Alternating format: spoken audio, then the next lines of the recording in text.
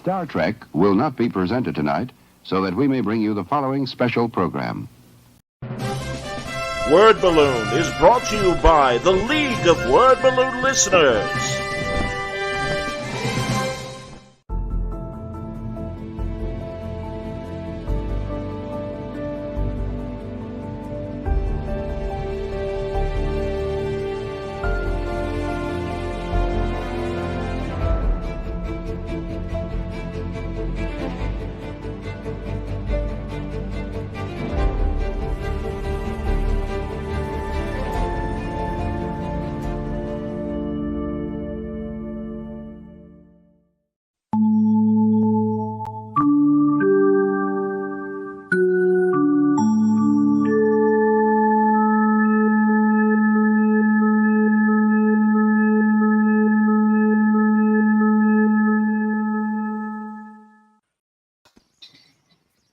Welcome back, everybody. Time again for another not Trek watch, but we do have a little Star Trek news. Some dribs and drabs have come out, but a couple movies have been out, a couple TV shows have at least wrapped up for the season, if not period. And figured it was time to get the boys together for a new conversation. John here, Franco here, Wayne here, and Mitch here. Good to see everybody. Hello. Admit it, John. The only reason you did this is because you missed us. You did. Well, any excuse to talk about Sydney Sweeney. Oh God, yeah. I just found out who she was last week or Tuesday. I don't even remember when it was. Oh my! I didn't know I never heard of her before. Well, apparently you never watched Euphoria, and now you have to. I did. I went and did a deep dive. Deep dive, if you will. I did a fast forward watch after Franco told me some parts about it. I was like, oh, I'll have to go check that out. Oh, sure. Make me out to be the degenerate, which I am. But, yeah, we don't want to admit that publicly. Well, it's awkward because HBO, when you go to watch something on HBO, they have the episodes and it'll show you how far you've watched it. And it if my wife goes to click on it and it's just like, why is this stopped? Oh my goodness, what are you watching? Like, my wife always comes in. She goes, "Why are you watching this with the sound off?" Yeah, exactly. But and the lights off. Yeah, and your pants off. Oh, wait a minute.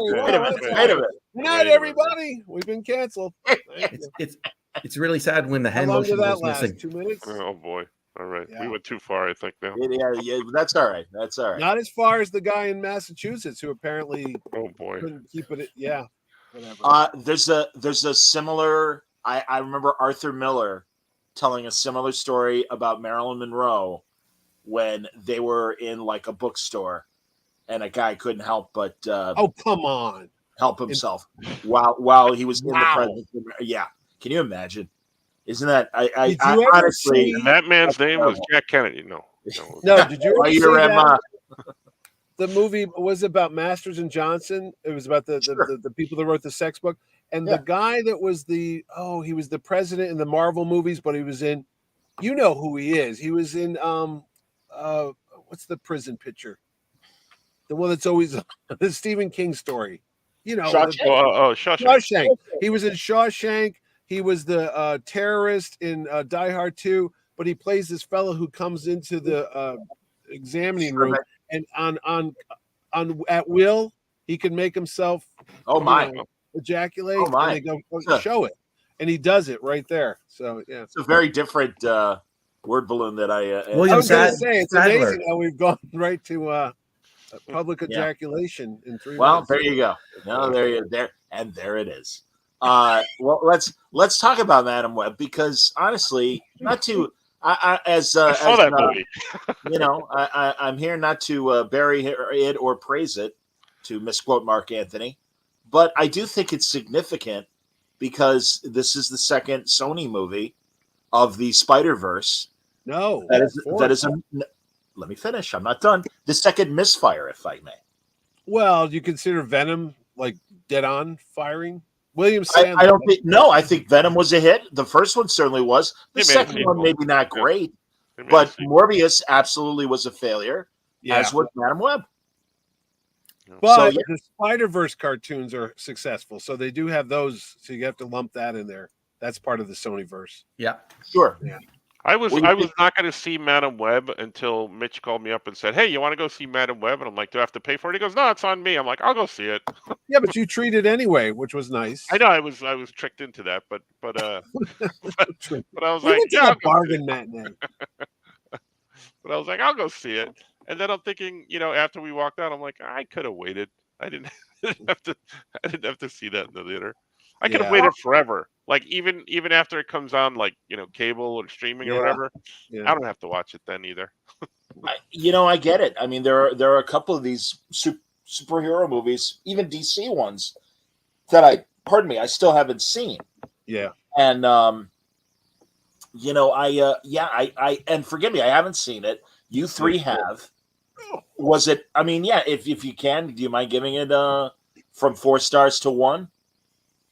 How about no stars? Something, yeah. Can Or you do no? something worse than that? Like 0, No stars for Frank. -1 stars? Yeah. That's- No, I mean, I get it No. between 1 and Wayne- 2. Wayne liked it, I think. Yeah, I liked it. Why 'cause- did you like it, Wayne? Why did I like it? I had no vested interest in any of the characters. I think that's And why it- I hated it so much. There was no And- characters. And because I have no vested interest in any of the characters, and Yeah. it's just an that's origin story. It's exactly. just an origin story. I wasn't expecting much. I thought it was better than Morbius. Okay. And, Well, like, first and movies. to Go ahead. go into some of your responses, Mitch, with your review of it, I think it was not really meant to. It's only to introduce the 3 other Spider Women that will take place in the Sonyverse at some point in time, but you weren't really supposed to see what their powers were. Yeah. I thought it was pretty neat, the homage, if it was intended, to Highlander with the ending and the Pepsi sign. Oh, yeah, I didn't even think of that. You are right. They have the Yeah. big explosion. And then you're right. The other thing is the Birds of Prey in the Watchtower from the CW show or the WB show back then. Well, John would have been all over this because you know how, John, you always referred to those member berries over. Oh my God, yes. What's it? The start Lower Decks. That's all this thing was, and I was telling Yeah. that to Franco and Ordway when Jerry Ordway saw it with me and Franco. And Jerry's always nice. He always says he's the Pollyanna when it comes to movie reviews. He always says, "Well, it wasn't so bad," and he even tried to say there was some redeeming elements. But this movie was like checklist. Uncle Ben Parker's in it. Ben Parker. Oh, my Uncle Jonah owns a newspaper. Jonah Jameson. And then they're just like these little Star Wars, Spider-Man Easter eggs. References, yeah. If you took those away, because Franco said if you took it away and it wasn't associated with Spider-Man, would it be a decent movie? Like if it was just a story about this woman who gets these powers and can see into the Right. future. And the Clairvoyant. answer was still no. It was still no, It it was wasn't. And, Yeah. and you're right. The poster there, they show the other 3 young ladies. One becomes Spider Woman with the black outfit with the white spider from the Secret Wars, and then I don't know the other 2, Aranya or something. That's the other one. Yeah, that was the one with the legs that come out. Yeah, One with the afro. yeah. And that's Or the that Latina doesn't- one was Aranya, and then the Aranya. black spider woman. Yeah. That doesn't happen. I mean, fine if you're going to tease people with that. So I'm thinking the whole time going, oh, well, somehow they're going to, turn into these spider people. Never happens. It's just a bait and switch type of thing. And You were spider teased. there's no logic, though. I mean, it was just a bad storytelling. I mean, things happen in this movie. The main woman there, Cassandra Webb, who I don't remember in the comics that Madam Webb's last name was Webb, like Jack Webb. I think they threw that in there. Like, what a coincidence. Her name is Webb. Spiders. Whoa, how didn't see that. But she's accused of kidnapping these 3 girls. And in the middle of this manhunt that's on after her, she just goes to Peru because we all can do that. I mean, I can go tomorrow to Peru and be back next week.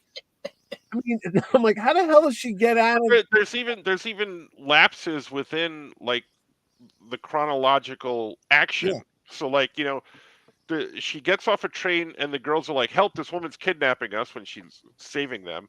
Yeah. But then they run and escape another guy, and then they run into some other police officers, and she goes up to the police officer for help, and the police officer pulls her arm behind her back and says you're under arrest. And we're like, wait, where did this come from? Like, are the police telepathic from one platform to the next, and they can like how? Well, they got radios. They can talk to each other. No, but they didn't though. They didn't have time. Well, you didn't see them talking to each other. Bullshit. And then it was in 2003. Wayne. I don't want you inventing. No. That wasn't given to. I'm teasing you, Wayne. But that's my favorite response of. Well, maybe it was this. It's like no, it is not. That's not what was on the screen. You got to think. Fill in the blanks. Are we seeing the future through Madame Web's eyes, or is it actually happening? I think sometimes the editing was a little. That's another thing. Shabby there. This movie, we were joking about it because what she does is replay the scenes before they happen. So they only filmed about a half hour of this movie, but they keep repeating it 3 times. So it became 90 minutes because it's like you'll see a whole 2-minute scene play out. Yeah. And then it goes to reset. So and a movie is filmed. Yeah, a movie is filmed over a course of 90 days. They were only on set for 12 days. Yeah, I know. You're like, what's happening? Her delivery, Dakota Johnson. Okay, I guess she's this disconnected. I don't know what's going on, but there was no emotions whatsoever. Honestly, Mitch, I think that had to deal with the fact that our theater had to be recalibrated. Oh, that's a whole other backstory. Oh, no. My theater wasn't recalibrated. She's just wooden. No. So we go into the theater. We go to this IMAX theater to see it. We're sitting down. We walk into the theater, and the screen is showing trailers, but there's blue lines over the whole screen. And I'm like, well, that doesn't look right. And no one says a word. We sit down. There were about 15 people in the audience altogether, which is more than I thought would be. There's a lot of my wife said, how many people were out of work? A lot of people, because it was 2 p.m. on a Tuesday. So this guy comes over to me and he goes, is this movie in 3D? I go, no. He goes, well, why does the screen look like that? I go, that's not even 3D, brother. And Mitch goes, wait, you can see that too? So Jerry gets up. He goes, I got to call the manager. The sad thing is there's nobody working in this theater anymore. They got one poor kid running all the tickets and one guy doing the popcorn. So this young kid comes in and goes, hey, the screen's got to be recalibrated. Something's wrong with the projector. You guys are going to have to leave the theater.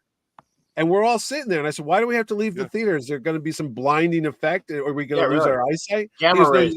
You just have to leave. I'm like, well, why? He goes, sir, just go. And I'm like, okay, I'm the guy that gets arrested. So we're in the lobby and we're waiting for this movie to be done. How long were we out there? About a half an hour? We're about a half hour. Yeah. Some guy comes walking by and goes, what's the matter? The screen's not working again? We're like, yeah. He goes, happened last week. And he just goes on. I'm like, what's going on here? And my question was, wait, you saw this last week too? Why are you back to see it? Maybe he was like Madame Web. Maybe he went back through time. Exactly. So, then we sit in. The guy goes, well, I'm not going to show you the trailers. It's already 45 minutes after. I'm not going to show you the trailers. Which would have been the best part, in my opinion. Yeah, right. So it started. And she just has this deadpan delivery for the whole movie. And I'm like, what's going on? Yeah, she reminded me a lot of like Brie Larson in those Captain Marvel movies. Well, I think again, I'll in Brie's defense, I think that was a choice. I think for Dakota, that's how she acts. That's how she acts. Yeah. Well, I can't tell you because every other movie I saw with her had the sound off, so I can't. Well, yeah exactly. No, 50 Shades of Grey. Yeah. Have you seen that clip of her and her mom, Melanie Griffin, on the red carpet? And I don't know, because it seemed that it wasn't Madame Web, but it was some other event. And they were asking Melanie, have you seen the movie? No, I haven't. Whatever. And Melanie kept dwelling on it. And then in a classic daughter move, Dakota's like, all right, Mom, you've already said it enough. And I'm like, wow, man, even her mom can't come to her aid when it comes to her movies and stuff. I mean, I think it was just the quality of the movie, but or maybe just embarrassed. Maybe it was one of the 50 Shades and she didn't want to see her daughter performing sex acts. But it just cracked me up, And who was the actor in it? Because he at least tried. I felt bad for him. The guy Adam Scott. Adam Scott. Yeah, he was actually trying to act, and I'm like, well, credit to that fella for not just phoning it in. And Emma Roberts was in it because she played, I guess, Peter's mom. Yes. Emma Roberts was the. Oh, she Oh, played. yeah, that's She's right. Mary Yeah. Parker. Mary Yeah, Parker. Mary Parker. Yeah. Right. Right. No, they whoever asked, they didn't give us a free pass. They our torture enough was watching the movie. They should have gave us something for that, but no, we didn't get anything. Oh, didn't you get But, the popcorn? No, I didn't get the I didn't get the Dune popcorn bucket because they made fun of me. That's another story, John. Have you seen this phallic-y looking Dune thing? Yes. So we go into the movie. It's like $15, and I told Ordway I want to get it, and they're like, "What is wrong with you? What are you going to do with that?"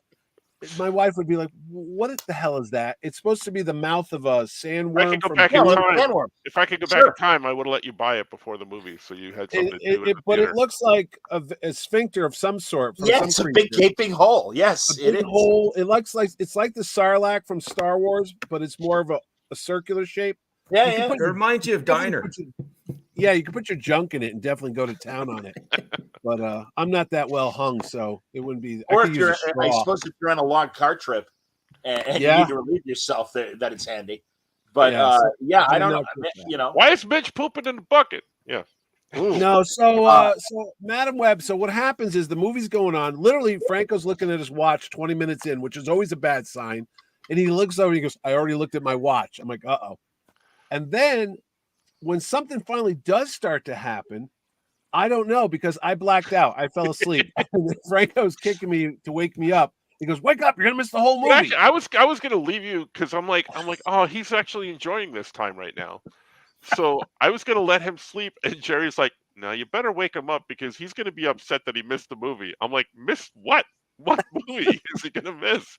So when I went out, and I'm not going to spoil anything because Peter Parker's mother's going to deliver him. Her water breaks, and then I tell my wife the story. She goes, "It's impossible. Your water can't break when you're standing up because the baby's head acts like a plug and nothing comes out." And I go, "I don't think people in the movie gave a shit about that detail." Okay, but anyway, that's a little childbirth lesson for you kids watching movies. So I left. They were all getting in a car to go take Mary Parker to the hospital to give birth to Peter Parker. Yay, Sure. Spider-Man's in the movie. I wake up and there's a I didn't think about that. Spider-Man actually was in the movie. That's He right. was.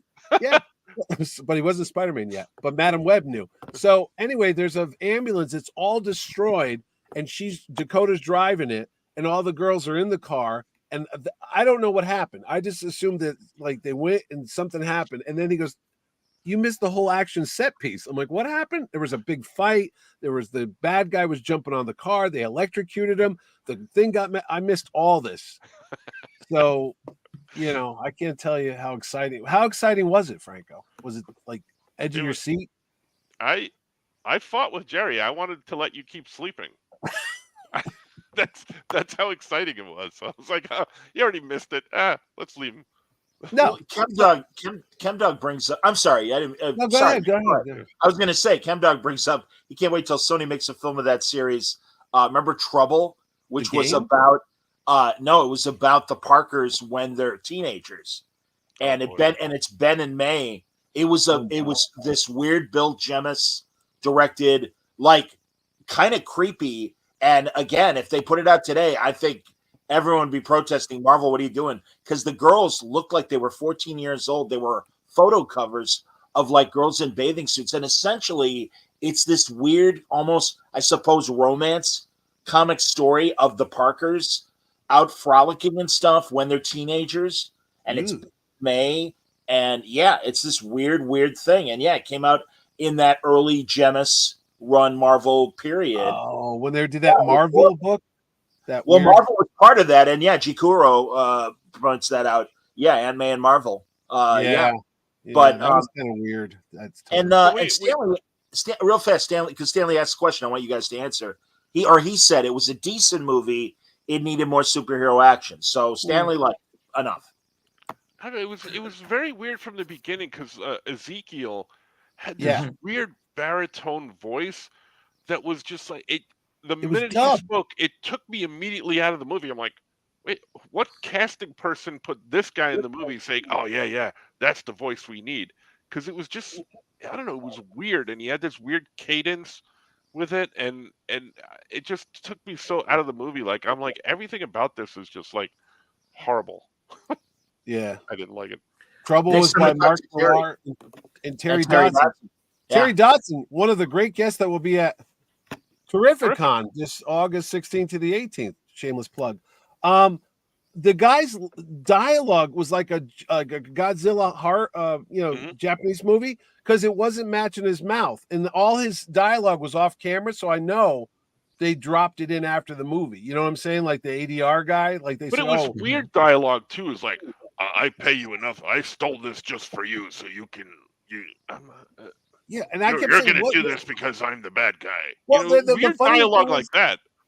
he wants to stop the 4 Spider Women from killing him. That's his motivation. And I said, well, that's not that really bad because wouldn't you want to stop somebody who's trying to kill you? I mean, I said, what is it? What is the point of it? What does he want to do? Take over the world? There was no idea. He's like, no, I got to stop those women before they kill me. Yeah. That's a good motivation. So what the hell? Yeah, basically he got his powers so he could be rich. And he's got this high rise and he's got these cool cars. But now sometime in the future, these girls are going to kill him, so that's his motivation. And I'm like, yeah, that's not so bad. But I know there's no world ending, nothing world shattering here. But in this again, you're story. not going to get a world shattering type story with this. It's But more low key. in the sense of it's got to be world shattering to the audience. You have to be vested, and I didn't care. Well, maybe about not this world guy. shattering, but some sort of stakes. There's no Right. stakes. Exactly. That's what Yeah. I'm saying. Yeah, I Sure, did not care sure. about this guy, his haircut, his voice, his bare feet. I could not give a crap. And then about they're trying to anything. hide. They're trying to hide out. These girls have been abducted. So what do? They go into a diner and they dance on the tables. And I go, first off, all my life I've never seen girls dancing on a table in a diner. I don't know where they were. Tell And- me what owner of a diner isn't going to come out and say, "Hey, get off that Exactly. table right now." It wasn't for like 2 seconds. They're like 2 girls are dancing on it, and they're drawing attention to themselves. I go, I thought we're supposed to be, Undercover. on the Well, down low. having been a high school teacher for over 24 years, kids are dumb. So Yeah, that yeah. part. Well, would've And then I never- started asking questions like they're supposed to be kidnapped for a week while she goes to Peru, but they have the same clothes on for a whole week. And I kept bringing that up. They're like, what's wrong with you? I'm like, dude, they must smell their underwear or something. I mean, come on, dude. No one's got to change They their had no clothes. budget. I told you it was under $100 million budget. I do know that. I think it was 100 only million. no. It was under. I heard it was only I think it was 70 or 80 80 million. I would have given Yeah. him like $20,000. I couldn't understand what the money went for Well, this thing. and also Ezekiel. I mean, that's from the JMS Spider-Man run, right? Yep. And even the idea of, I don't think the specifics of in Peru. There's this native group that have spider powers. Nah, they But- threw that in. yeah. Yeah, there's just, and also it seems like they want. And again, I'm sorry, I haven't seen the movie. I've read a lot about it, and it seems to me they wanted their cake and didn't want it. They really wanted both sides. Oh no, this is separate from the Spider-Verse. But then again, you got the birth of Peter. Ben is a major figure in it. They're dropping all these member berries, as you guys said, and it's like, well, that's dumb and schizophrenic. And also, I have to point out, because of course I have to find a way to shit on Star Trek. We dodged a bullet because the director of this movie, at one point, S.J. Clarkson, she was going to make a Spider-Man or a Star Trek movie. Oh, She was I one of the never, ones. wow. I never heard of her. Did she make something else? Because we were all like, I'm like, where'd they get this Big director TV. from? Big TV director, which, by the way, is not good. It's one thing. A lot of great directors went from major films to television, including Jonathan Frakes, but also, oh God, now I'm blanking. Reggie Hudlin, House Party, and all the great movies, the Boomerang, Jordan and all that Peele. stuff. The brothers that made the Avengers movies. They're Community guys. What's the Oh, that's right. Well, you're right. Well, that's Italian guys. right. Yeah.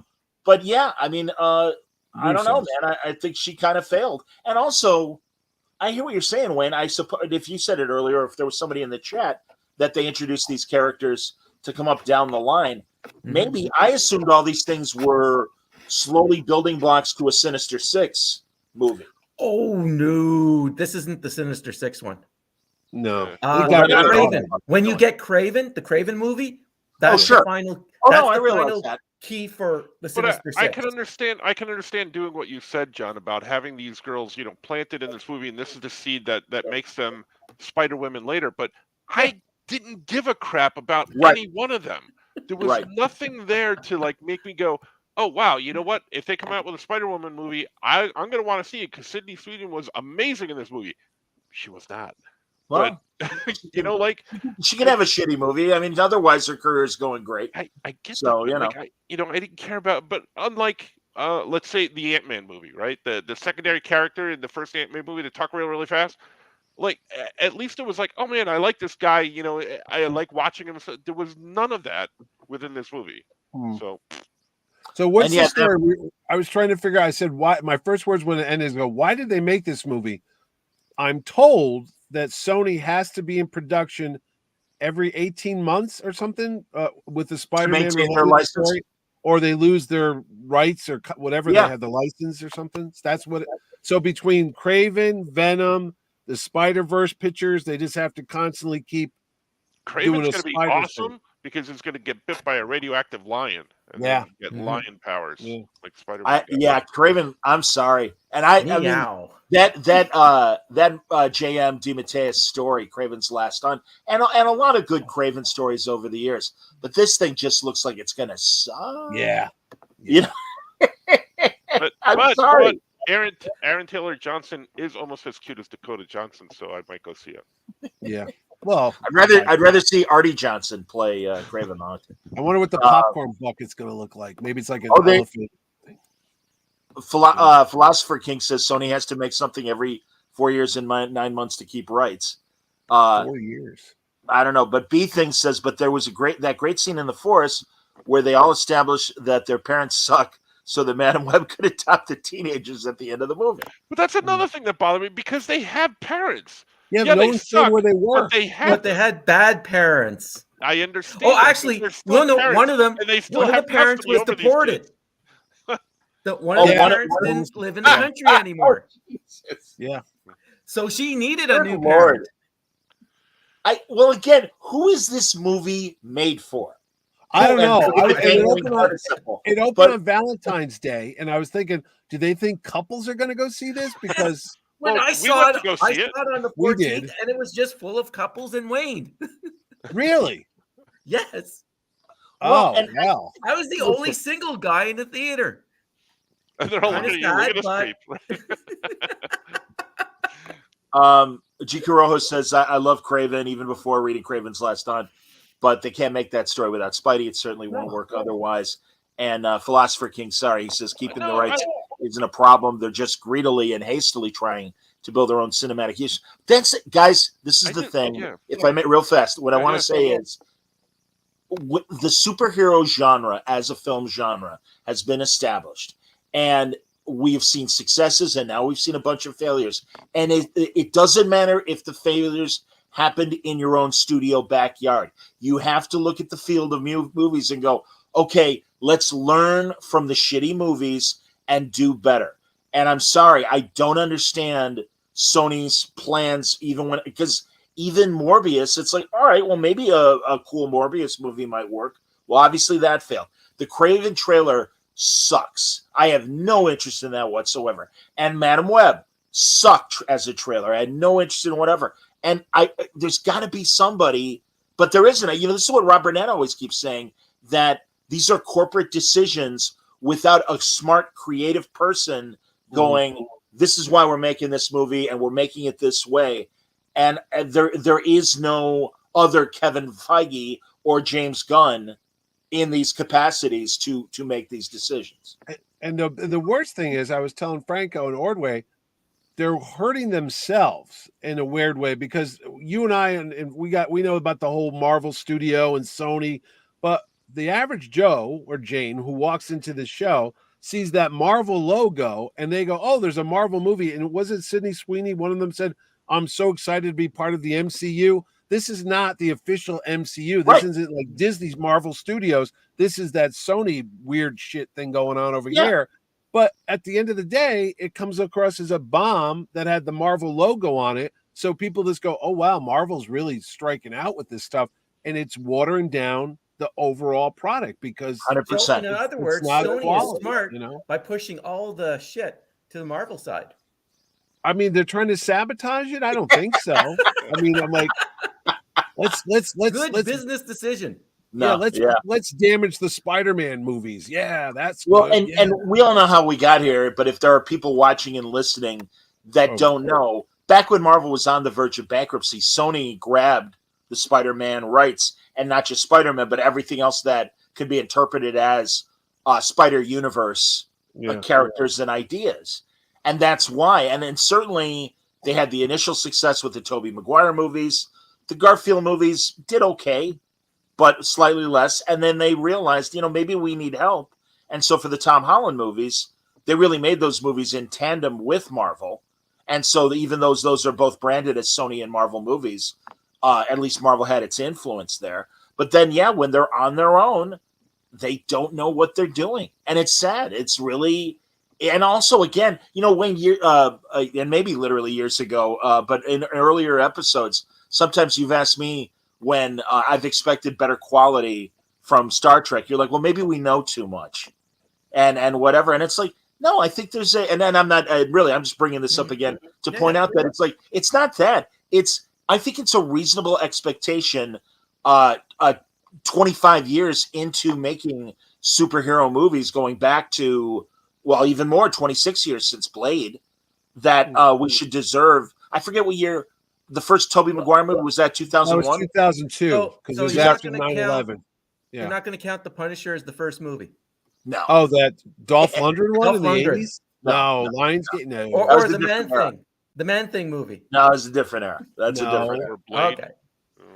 No, well, I always say to me, Blade is the start of the modern X-Men. The Fox X-Men movies really kicked. Well, but Blade was a year before the Fox movies. It was, yeah. And I do think Blade was, it had a reasonable budget. It was a good movie, and it's like, okay, that's where I start. See, that's in my mind. Like, if you have a talented writer, if you have a talented director, you can put together something pretty coherent, like the Blade movie. That yes, is part of the Marvel universe, but honestly, who's going to go see a Blade movie if you know the character of Blade from Marvel? You're like, okay, kind of cool, but he's not one of the A-list characters. Right. Yeah. They made a pretty decent movie. In these movies, there's just no redeeming qualities for any of the characters. I don't care about any of them. We joked around on the Oh Yeah podcast the other day about, Sony having the Marvel license. What other crappy characters are they going to make movies of? Like, you remember, the guy that dresses up like a frog, or the white rabbit? Yeah. Like, are they going to start making movies about these guys? It was like, oh, they boy. could. Yeah, they could. If they're I'm deemed hoping as they do. spider I'll go characters, see all of them. well, again, that's why we were lucky that Kingpin is not considered part of the Sonyverse.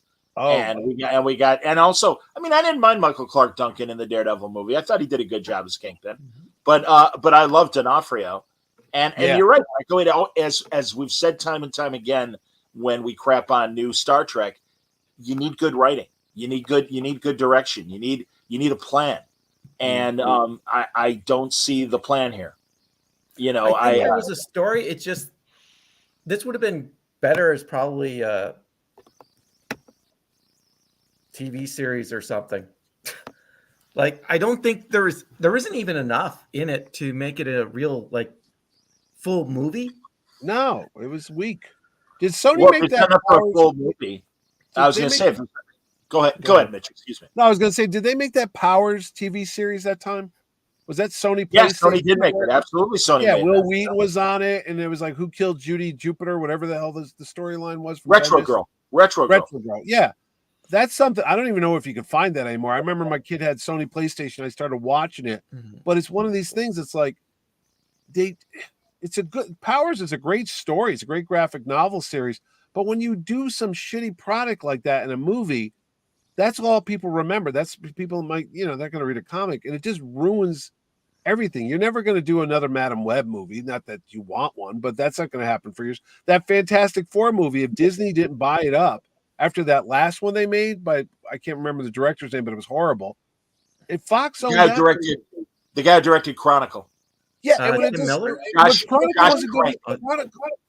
Yeah, I know that was a good movie with Michael B. Jordan and such. That was a decent movie.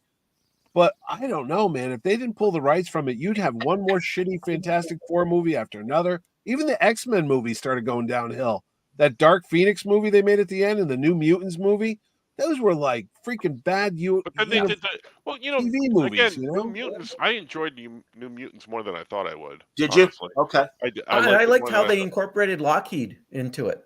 Okay. Yeah. Yeah, Well, but again, yeah, it wasn't. it was a different take, but it wasn't that bad. But even the X-Men had like they did the when they went back to the 60s or whatever. Yeah. The First Class. That like, was a good that, one. But That was, it- yeah. So like I get it. Hit and miss. Having worked very briefly in the movie industry when I was much younger and out of college, doing commercials and working on sets and stuff like that. It's amazing that anything gets done because there's so many hands in a movie. Like I'm amazed that when it's a good movie that like, wow, they really actually got that done. There's so many things that could go wrong all along the way that it's amazing. William Friedkin, who died last year, great filmmaker, French Connection, To Live and Die in L.A., Chicago guy.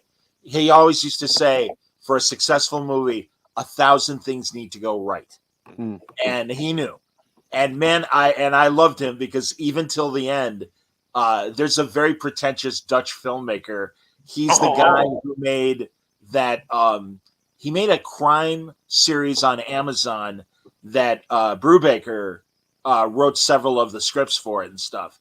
And that guy thought he was like the greatest gift to film, and Friedkin just eviscerated him. Yeah. And it was so, but Friedkin really knew what he was talking about. And yeah, I agree with you, man. But that's the thing. You really need a blueprint. And God, for, however many movies in 18 or however many years, I guess 10 years, all those Marvel movies through Endgame, or most of them, because I would even say the lesser movies like Iron Man 2 or Dark World, various movies that weren't as good as, other movies within the Thor and Iron Man franchise, they were still reasonably entertaining.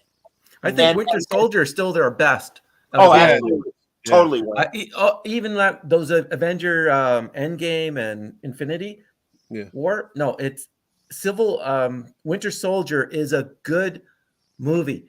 It works both as a spy thriller, a Cold War thriller, and a superhero movie at the same time. Totally. No, I agree. And again, that's why as we get to, is it 2026 when the next Avengers movie supposedly is coming out? It's like, I don't know, man. You can't replace Evans and Downey, and they're gone, and they've been written out. Well, I don't know if there's a possibility for Downey to come back in a parallel universe sense, or a different actor playing Steve Rogers in a different universe. I don't know. I really don't know. What about we can go right into the Fantastic Four, because here's one thing. You got what's his name? James Gunn just posted the picture. They had the reading, what do you call it? The round table reading? Table reading. Well, they had all the actors for the Superman movie. Now that's going into production like any day now. Right. They're going to come out next July. The Fantastic Four movie, not to be undone, Marvel always has to trump DC no matter what. It's like, guys, what do you just get off on this? So they do the Superman thing, and then they announce, hey, look, here's our cast for the Fantastic Four. You got Pedro Pascal as Reed Richards, on and on and on. That's supposed to come out next July for 2025. So you're going to have the battle at the box office between the big DC Superman movie Legacy, and then you're going to have the Fantastic Four. That's going to be like. Think back to when Gunn was announcing who was Lois Lane and who was Superman. That was only a couple months ago. It wasn't that long ago. So that's right. Yeah, what are they going to come out a couple months apart from each other? They're not going to come out on the same day. So I'm okay with that. Well, they're both scheduled for July, which I was like, Jesus God, you have to stack these things right on top of each other, can't you? Well, it's all scheduling and stuff like that. So Right. It's like the Battle of the Bonds when we had Never an Octopussy. Yeah. And Never Say Never Again. Yep, that's right. Well, and also, if you look back at big blockbuster summers, there were films that competed with each other that were released within weeks of each other. So, that's kind of, par for the course with Hollywood. I don't know, man. G. Corojo remembers the Dutch guy that I'm talking about, Nicholas Winding Refn. And that's exactly what I'm talking about. Is William Friedkin just absolutely eviscerated him in a one-on-one interview where he's just like, you think you're this great filmmaker. Sorry. And it's like, and this is Friedkin, who's literally got decades of great movies and stuff. And, I miss that guy. I'm so bummed that he passed away. He made his. Go ahead. I was going to say, I saw Chris Nolan come out this week, or was it last week, who said, thank God for the Marvel movies because they saved movie theaters after COVID, after everything was shut down and they had the big Spider-Man that people started going again. Right. I was just thinking of that because you always get the Scorseses and everybody else on the. I was going to say, Scorsese doesn't think that. And, doesn't think Christopher Nolan would ever make a superhero movie. And Coppola doesn't like Marvel movies, and Scorsese's had his critiques about Marvel movies. It's very weird.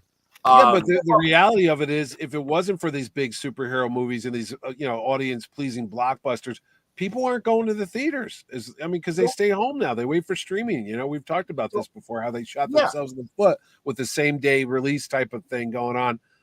Nolan made Batman movies. He knows what's going on. Now everyone's kissing his butt because he had Oppenheimer. Oh, he's the greatest filmmaker of all. He's the first to admit. He's like, hey, I made Batman movies, Don't forget that stuff, Sure. So, were we talking? Go ahead, Jeff. I was just going to say, I still think they're anomalies. I don't think the movie theater business is back due to the success of Oppenheimer and Barbie. I really think those are outliers. Go ahead, Franco. What were you going to say? Was it? We were talking on Tuesday. We went to go see Madam Web about Christopher Nolan, and he was going to do what movie, and then it came out, and then he's like, "Okay, then I'll do Batman or something like that." What? Was it Memento? No, it was. We were talking about how movie companies do the same, movie. It's like, they all have the same. He was going to do a Howard Hughes movie. I was going to say he was going to do a Howard Hughes movie, and then the other guy made the Howard Hughes movie. Came in, right? The Aviator, and he said, "Oh, screw it, I'll go do this Batman thing." That happens a lot. Yeah, that happens a lot. Yeah. So no, again, I don't know, and I agree with you, Mitch, and I do think that streaming and same day release, but even regardless of same day release, Howard Chaykin and I were talking about this afternoon. I just think it exacerbated what was already happening because we were just getting comfortable watching movies at home, and it's a shame because it was fun going to the theater and seeing the big romantic comedy or drama or action movie. I was listening to Bill Simmons, the podcaster, was on the Saturday Night Live podcast with Carvey and David Spade. And Simmons is like, doesn't it kind of suck now? We don't have the big action heroes like we did in the 80s, the Stallones, the Schwarzeneggers, and those kind of movies. And he said, we got Jason Statham, but he's not that good. Yeah, the Beekeeper. I know. I bet it's a good. I'm sure it's a good movie, but and I'm sure that there's a reason for it, but that just doesn't evoke action to me, No, the Beekeeper, his honey is something you don't want to mess with. Hello, exactly. That's true. No, I hear you, man. No, but it's sad. You're right. I've said it before. We don't have. You had you got Tom Cruise, but you had Bruce Willis, Schwarzenegger, Stallone, Harrison Ford. You had all these big action guys. Now it's like, who? I don't even know who the big stars are now. No, and I was going to say Hemsworth beyond Thor has those extraction movies on Netflix, and I'm not just saying this because our dear friend Andy Parks co-wrote those with the Russo brothers. But they're good. They're good stories and they're good movies. I don't know why. But look at Black Hat. It didn't bring people into the box office, right? And that was basically one of his movies. He was the big star in it. Artie's right. The Rock is kind of the exception in terms of another big guy like a Schwarzenegger or except for Black Adam. Yeah. But. Well, again, you could forgive The Rock one or two. Yeah. And also, I give The Rock a lot of credit because beyond being big, imposing guy, he's funny. And even that the movie about him, John Cena is good, but the movie with The Rock and with the daughter, Tooth Fairy. Oh, no, not Tooth Fairy was goofy, but it was fun. I remember that. The Game Plan, I want to say it was called. Yeah, the football one. Yeah, that's another one. I mean, that's a father-daughter movie that The Rock makes, and it's like, hey, he's and for me, the movie that turned me on to The Rock, where I'm like, I'm gonna watch this guy because I wasn't a big wrestling guy, but the movie he made, Snitch, where it's him and Barry Pepper and great cast. He's a construction guy. His son gets picked up for selling drugs in school, and Susan Sarandon's the DA, and they're like, "We're holding your kid to get to his source." And The Rock's like, "Look, I'll go undercover. I'll get the source. Leave my kid alone." And it's him and John Barenthal before he was the Punisher and before The Walking Dead. And it's this really decent action suspense movie. And The Rock really, it was, I mean, it's The Rock. You can't help it. The guy's so goddamn big. But he was just playing this concerned father. And I'm like, all right, I'm buying him as this. But you think about the movies that he made, the one with Kristen Scott, the guy from American Pie, where they're down in South in the America, jungle. and Yeah. Walken's in it. So they had some pretty good, actors around him in these movies, and I enjoy these movies. They're fun. Southland Tales. Have you ever seen that one? Which one? Southland Tales. Yes, of course. And then it's either Get Shorty or the sequel that he's also in. It's the sequel. Be Cool. Yeah, he's in Be Cool. Somebody asked if Timothy Chalamet's a star. I guess he's in Dune. He's in Wonka. He's in all these big movies. I just don't, I didn't notice him myself. Mitch, that's exactly. I have no interest in Wonka because, well, first of all, and again, something we discussed today with Howard Chaykin. There are movies that are vehicles for stars. That are like, this is a Jimmy Stewart movie. This is a Spencer Tracy movie. This is a Tom Cruise movie. That's a Gene Wilder movie. But I really think it is Gene Wilder's charm that makes the original Willy Wonka. And we already saw them kind of fail with the Depp movie. Well, and just like remember they did True Grit with Jeff Bridges. It was a good movie because Jeff Bridges is a great actor, but it's kind of like, well, that's an iconic John Wayne role. Indiana Jones, that's a Harrison Ford thing. You got certain things you walk away. John McClane, that's Bruce Willis. Come up with another guy. You don't have to. The thing with Wonka is not only is Gene Wilder a good actor and funny, but he's also, you can believe that he's psychotic. Yeah, he's gonna kill these kids. Yes, Timothy Chalamet is so cute. He's not gonna kill anybody. Yeah. Come on. No, Johnny Depp was a good choice because you don't know, like he could be nuts, but the movie wasn't good, but I believed him as Wonka in that psychotic type of way. Yeah. But Tim Burton just went overboard. That's the problem. You got to rein that guy in sometimes because it's like a cartoon. Mitch, you're the indie guy, and I respect that truly, but I kind of think. You can, and maybe because of the TV show, that you can have somebody else playing Indiana Jones eventually. You can, but the thing of it is, they keep messing it up. It's really only set in the 30s, and it works well. Once they started bringing him into the 50s, okay, the Russians weren't that bad a guy, and in this last movie, they went back to they're Nazis again. 1969. There's a sweet spot of 1930s to before the war. The whole world's kind of undiscovered. There's plane travel. It's just a nice. I think they could have brought it in. I'm going to give full credit to my buddy Art Baltazar because we were talking years ago about this, and he goes, "You know what they should do before they came out with this last Indiana Jones movie?" He said, "You know what they should do is they should have this opening scene where it's big action and stuff like that, and Indiana Jones loses his hat, and then he goes back to get it, and then when you crane up and he puts it on, and then he turns around, it's Short Round as an adult." And I'm like, oh my God, that would have been great. You can bring it into the future with the next generation. With a different guy, though, not the same character. It's Short Round as Indiana Jones or something. I get that. But I'm saying. Well, I like the idea of them backing into each other because I thought that was Artie's idea to reintroduce Short Round. Oh, I was hoping he was going to be in this movie. And then when I saw Keith at the premiere, I said, how come you're not in? He goes, they didn't call me. And then when I was talking to your friend, Gabe Hardman, he said they threw the idea out that they were going to have Short Round show up. And I was like, what the hell happened? He goes, I never went farther than that. We never even had the actor considered and stuff. But I'm like, guys, I don't know what is happening in these writers' rooms. But when you're making a final movie, you bring out all the bells and whistles, just like they did in Picard season 3. Even Mutt Williams. Yeah, you go, hey, if we're going to make the last voyage of the Next Generation cast, you better bring every goddamn person you could think of because everyone's waiting to see them. And that's what you're doing this stuff for. It's a fan service. Get it? That's why they're here to see, Moneypenny, Q, and all that. When you go to James Bond, you want to see all those elements. That's what makes it that movie. But That's interesting, though, Mitch. You only think Indiana Jones works in the 30s because I do. Especially in Crystal Skull, when Ray Winston, the British actor, says, "Remember those times we had during the war." That I really do think World War II Indiana Jones might be a fertile place to tell. Well, they did it in the last movie, and that was probably the best part of the movie was that flashback sequence and stuff. Because you really, I mean, the Nazis are always going to be the ultimate bad guy, and no one's ever going to say anything good about them. So it's cool to have, Spectre and James Bond. You need that like Hydra type. You need the ultimate evil.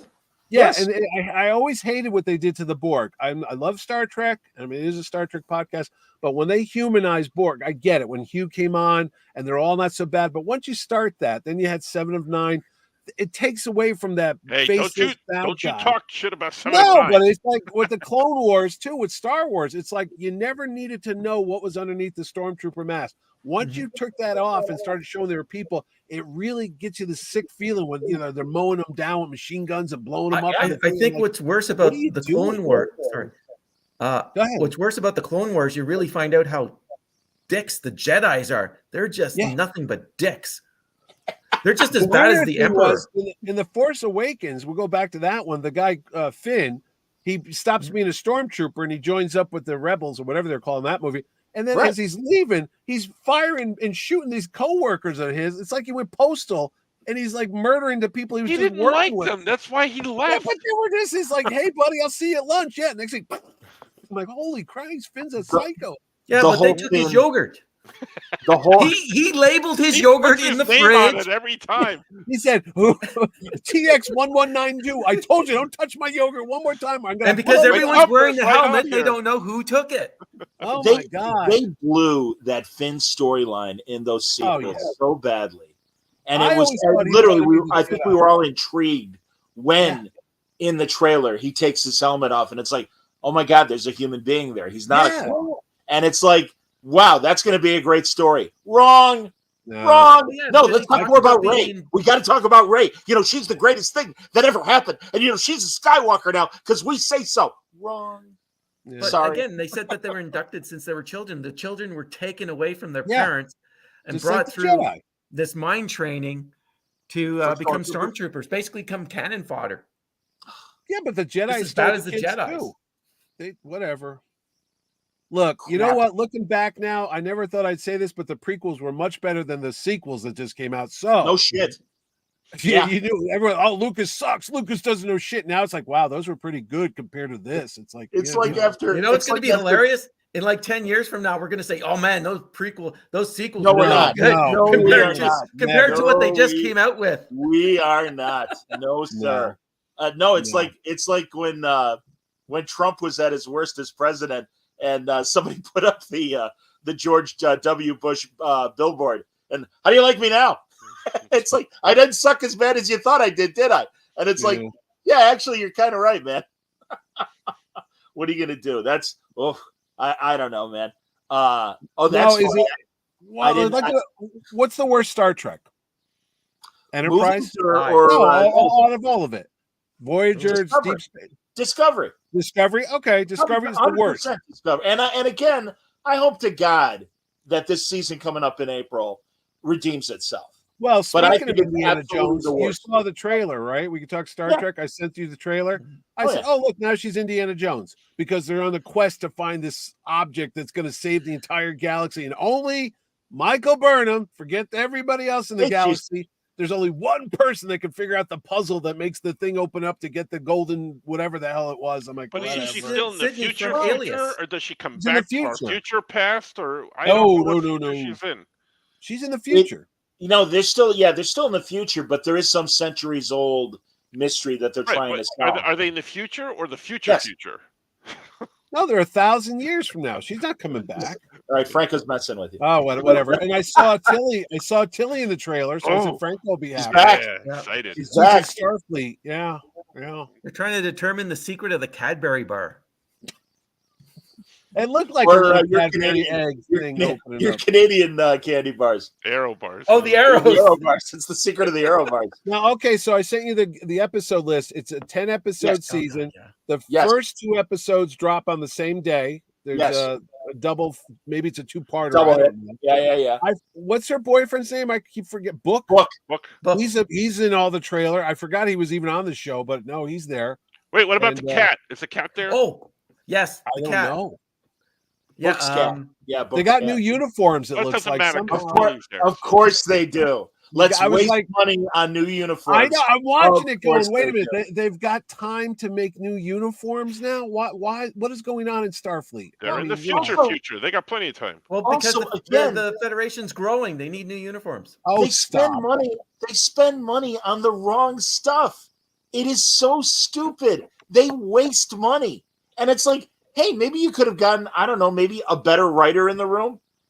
Instead, no. they We did need. that. They did that in the original Trek where they had the black collar, but then they had the Oh, colored it collars. wasn't- And Yeah. those were This is different the costumes. no, but these are completely different. This is like the fourth know. costume change, I think, in 5 years. Well, and you know why? For all the action figures, nobody's Oh, buying. the one that sit on the Walmart clothes. Exactly. They'll be in the clear out shelf very soon. Clearance shelf. Yeah. Again, What a joke. these are corporate decisions without smart, creative people. And God, I just read regarding Paramount Plus and Paramount in general as a studio, its future.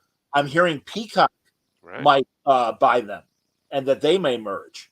At the very least, I'm hearing the streamers might merge, and maybe it'll be a Hulu deal because before Fox became Disney, Fox and ABC were feeding into Hulu as far as their television product. But yeah, that was a financial story this week that Peacock and Paramount. I saw that. Yeah. Wait, I thought Paramount was with CBS and They are. ABC is Peacock. So Right. Essentially, but think globally that Universal might be merging with Paramount in some fashion. Really? What the Yeah. hell? Yeah, well, Wouldn't They that have gotta to do go through something. like they're bleeding money. Monopoly? Well, I read something about Warner No, it Brothers. wouldn't be a monopoly yet, Wayne. But I hear what you're saying. And any merger like that would certainly Yeah, come it sounds under like it. consideration by the SEC. So it's Mhm. possible, but they'll rubber stamp it. They always do, just The like other day- Disney and Fox. Yeah, the other day we were talking when we were at the movies. We were talking about the whole Warner Brothers and why they're tanking, their movies. We were talking about Yeah, the Coyote the movie, write-off. the Acme movie John that they Cena, yeah. that they're probably going to write off and stuff like that. But I read an article where they said that they were waiting for a certain time period that's ripe for sales because, he's waiting this out and dropping movies these checks to make themselves lighter for the sale when the time is right for this summer to do it. So I thought it was an interesting take on what they're doing, but who knows where they'll wind up. Oh yeah, no, it's still up in the air. Well, Ordway said something that which movie would he say that they're going to take a loss of 30 million, but they were trying to sell it to another company Yeah, for the 70 Acme million. movie or something The, like the that. cartoon, the Looney Tunes picture they made. It's like it's done, it's filmed, it's Right. They I were guess trying to it's sell. finished. He said they were It's trying to background. sell it for like 70 million, and no one's going to Yeah. go for that price tag. But they're doing that on purpose. Yeah, that but if they can write can't it sell off. it, they're going to write it off for 30 million. Right. Like, what is this? What is like some kind of Well, cut rate? I don't and even know. it went from them making the movie, Yeah. them announcing we're shelving the movie, the social media response of everyone going, I'll see Coyote versus Acme with John Cena in it. That sounds cool. So then it was kind of back on the schedule. And then, it was the status of, well, maybe some other studio will buy it. Let's not forget, then Amazon came to the rescue of that Batman Cape Crusader cartoon that Brubaker and company made for Max and now is going to be on Amazon. And Max was ready to ditch that whole thing. It's being animated. That's why it hasn't come out Maybe yet. Batgirl will show up, or is that totally written off once and I for Oh all? no, think that's that's totally done. written off. Yeah, I You'll think never that's see done. that. I think You'll so. be able to see a copy maybe if someone actually made one in the concert. Oh no, I like heard the the Fantastic director. Four. Somebody said they wiped it off his hard drive, like he had it on a server, and they like just took it off to make sure nobody got That it. doesn't mean you don't have a copy somewhere. Yeah, I don't know. Here, Heroin Berg. So great to see Mitch in the discussion. Madam Web was ridiculous. Why create 4 superhero costumes and only use them for 1 minute of the film? The girl's transformation should have been the centerpiece climax of the story. Sure, it should. Yep. Yeah. So yeah, I don't know. Should have been. I don't know. And You know, Chem and Dog, I say- I'm sorry, Chem Dog, but that's very old news. This is yeah. I say this all the Fourth time, quarter and people laugh at 2023. me. I go, why can't? My wife did focus groups for years for marketing companies and such. That's what she does for a living. But I'm like, why can't you get a bunch of like nerdy fanboys or girls, whatever, in a room and just say, hey, here's the script, here's a rough cut. Anything you could add that you might see. That I know that people don't do that. They go, that's not how Hollywood works. They do. But Well, they used to have focus groups. I used to go to movies did. in the 80s and stuff. They'd see it. I saw this Robert Downey Jr. movie about the plague or something years ago, Restoration. And at the end of the movie, they gave us questionnaires to fill out about what we liked, what we. Years later, I saw that movie on TV. I go, whoa, wait a minute. This is that movie I saw. It was totally different from the one that I had seen in the movie theater. They had edited it, and the scenes were gone. I did that with The Adventures of Baron Munchausen. They changed the ending when it came out in the theaters. When I saw. I mean, it in hell, theaters. I'll do it for free. I was in a test screening for the Steve Martin Lily Tomlin film All of Me, which is a great comedy, Carl Reiner movie, and we had the questionnaire at the end and stuff. So yeah, no, absolutely. Well, and further, Mitch, supposedly New Trek has a group of nerd Trek experts, if you will, that are supposedly helping them out. Whether they take the advice of said group is another question. Well, I wonder how much they get voted down, because Mark Bernardin, who we know is a great guy, big fan guy, he's working on a new Marvel comic now. I think it's about Magneto or somebody, or Black Panther. I can't remember, but he's working there. He was on the writer's room for Picard season 2. Correct. Which out of the 3 seasons of that show, I got to think 2 was the weakest of the 3. 3 being the third season was the best. First season was interesting. Second season, when they were stuck in LA with crystal balls, with the immigration bus and the chase scene. I forgot about crystal balls. Oh no, it was like, what is? By the way, that guy that's the Ezekiel. No, the one that looked like he came from Lord of the Rings.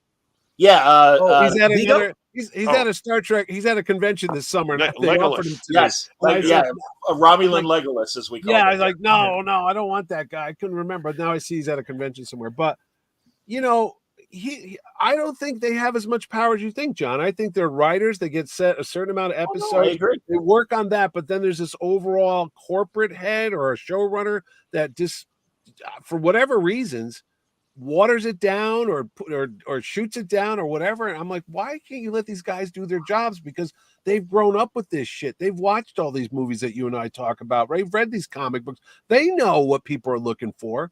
So what happens when you go to see a Madam Web? You're like, look, I read the damn comic that Denny O'Neil wrote and all these people. And when the credits come up at the end, they go, special thanks to John, J. Michael Straczynski. I know those guys from my show and their work. And it's like, you're doing a disservice. Why are you thanking them? Because I'll tell you, if they were in the room, they would not be my name thankful. They would be like, get my name off that damn thing, because that's not they go to a young kid and they say, here's the comics. We're going to make a movie about Madam Web. They're like, okay, great. Here, I wrote the script. Oh, it's a pretty good script, but you know what? Madam Web can't be an 80-year-old woman. It's got to be, 30-year-old Dakota Johnson, and she's got to wear skimpy clothes and a skimpy costume. And then you got to put these other 3 people in there.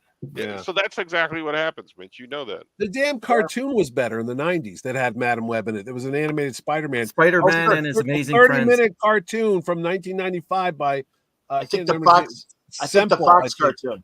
Yeah, I think the Fox cartoon. Yeah. They did a better job with the X-Men cartoons and the Spider-Man stuff. Hey, by the way, my God, that X-Men 97 trailer looks fantastic. I'm excited. I'm very excited. I was complaining about that too, though, John. Series. What's that? They're complaining about that too for weird reasons, but I'm not going to get into it. Oh, is it stupid? It's about Morph. No, it was Rogue's body doesn't look like it did in the 90s. I see. Oh, and there's also complaints about Morph. I don't know. Yeah. I didn't know about that one. I just know I see the positives. Yeah, I was like, give me a break. That's crazy. I didn't know that. I guess for the cartoon, Jikaro says that Joan Lee voiced Madam Web back then. Stands Web. Yep. So everyone's chiming in with that. Very cool. They should have brought her back for this movie. Ooh. Then you'd have to bring. Stan Lee is actually in one of the nicest episodes of that series. I think it was the last one. He meets Spider-Man, and they go to all the Spider-Man universes, and they show like, it's a comic, and it's Stan Lee. Spidey takes Stan through the whole. I want to say, was that called Spider-Man Unbound, or? But it was all. It was a standout episode. Whoever wrote it, and it was really cool. it's on the Disney app. It's on the Disney Plus app. That series. Yep. So no, there were again. It's always funny when a lot of these companies they suck at regular film, but the animation product is still great. You would think you'd get the writers from the animation. I think that's because they leave those animated guys alone a little bit more. Because Well, it's the Man of Action, isn't it? Or the Men of Action? They did one of the Avengers series, certainly. Yeah, Joe Kelly and those guys. Yeah, and they did one of the Spider-Man series as well. Earth's Mightiest Heroes was really good. Yeah, the last Crisis cartoon was not good, by the way. That's my opinion. The DC comic Crisis on Infinite Earths, it just came out like a couple weeks ago. And I look forward to it because I'm like, oh my God, they're going to make the Marv Wolfman, George Perez. This is going to be epic. And then I put it in the DVD and I watched it. I'm like, this has nothing to do with the comic book whatsoever, other than the title and a couple references here and there. So, when I saw War World at San Diego this last summer, the way they were pushing it, this was Crisis, the Wolfman Perez story. It's not. So, excuse me. But no, the way whoever was at the front of the stage, they were pushing it as the Wolfman Perez story. Nope. Very sad. Watched it. Very sad. Franco, did you catch up with Quantum Leap yet? I think I'm one. What was the last episode? This past Tuesday, and it was the finale for the season. Oh, I didn't. I'm one episode behind, but I'm liking it. It's another good season, and I've read post reviews and articles, and it's on the bubble again. We're not sure if we'll get a season 3. I will say, without spoiling, that it was a satisfying ending, and if they want to end it there, unfortunately, I mean, I would like shows to last more than 20 episodes or 30 episodes. We always talk about like how Star Trek, they have to bring in the binary character and the all this stuff, and how sometimes it's just kind of like they're really trying to force this issue, or it's not working really well. In the last few years, I think Quantum Leap is one of those shows that, even though it's been on the bubble every year, has always had good storylines, good acting. When they bring in storylines like this person is of a different gender or something like that, it's not something that's in your face. It's written well within the story. They're actual characters with feelings. Yes. It's just a show that's just so well done, positively, just really good and a pleasure to watch every week. Really, yeah. It's more subtle than hitting you over the head, is what you're saying. Right, and it's good writing. No, and that trans character. Those things are there.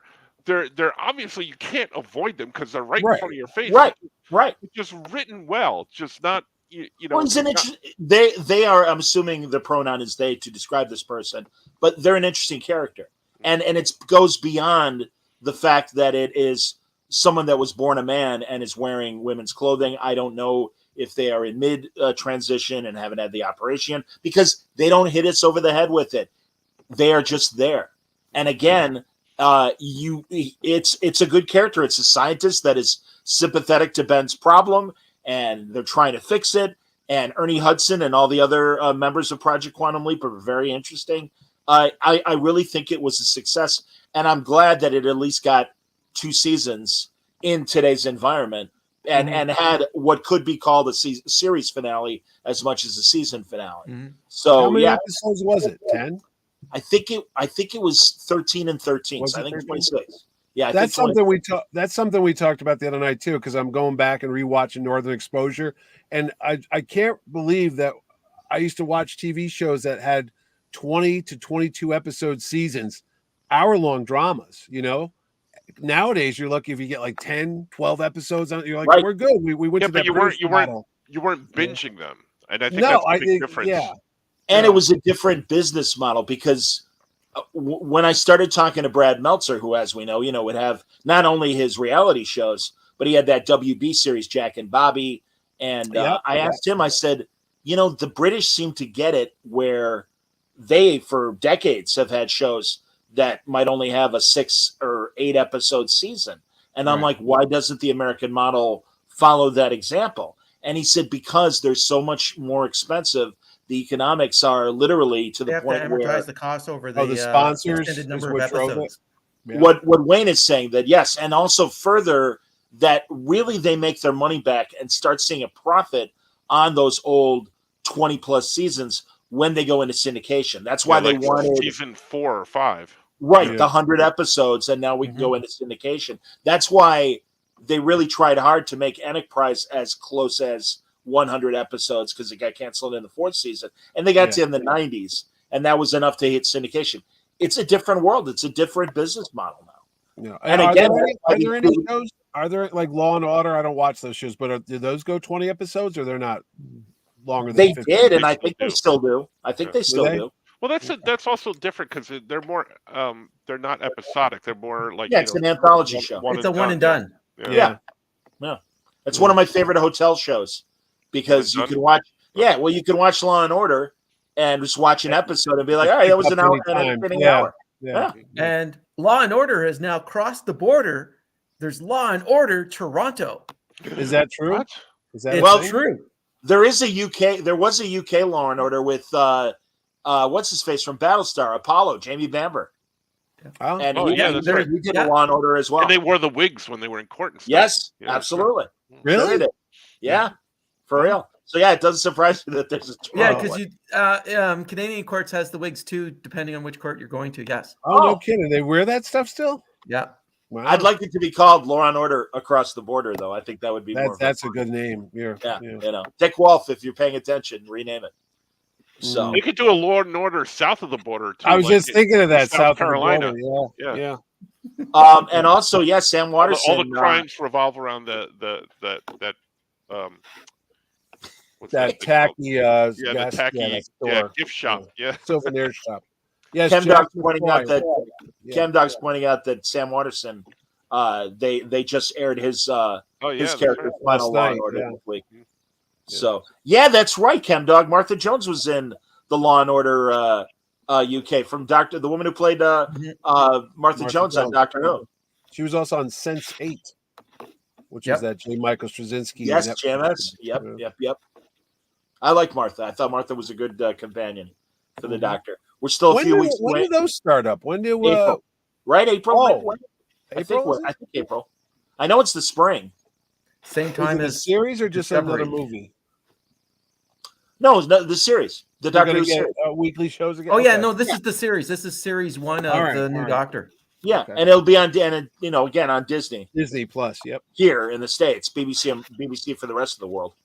Did you But- see Mark Ruffalo the other day made an announcement? Well, he didn't make an announcement, but he said the statement was he thought that the Disney Plus Marvelization, the shows, has watered down the mystique with the movies. Because there used to be standalone movies, and I Sure. heard Liam Neeson said that too about Star Wars. It's not as special as it used to be when they were just those movies every couple years. Sure. Now it's like on all the time with cartoons and The Mandalorian. I go, oh, absolutely. Disney has watered it down so much. Imagine if they did that with Doctor Who. If Doctor Who takes off, suddenly you're watching like 30 different Doctor Who shows, an animated one.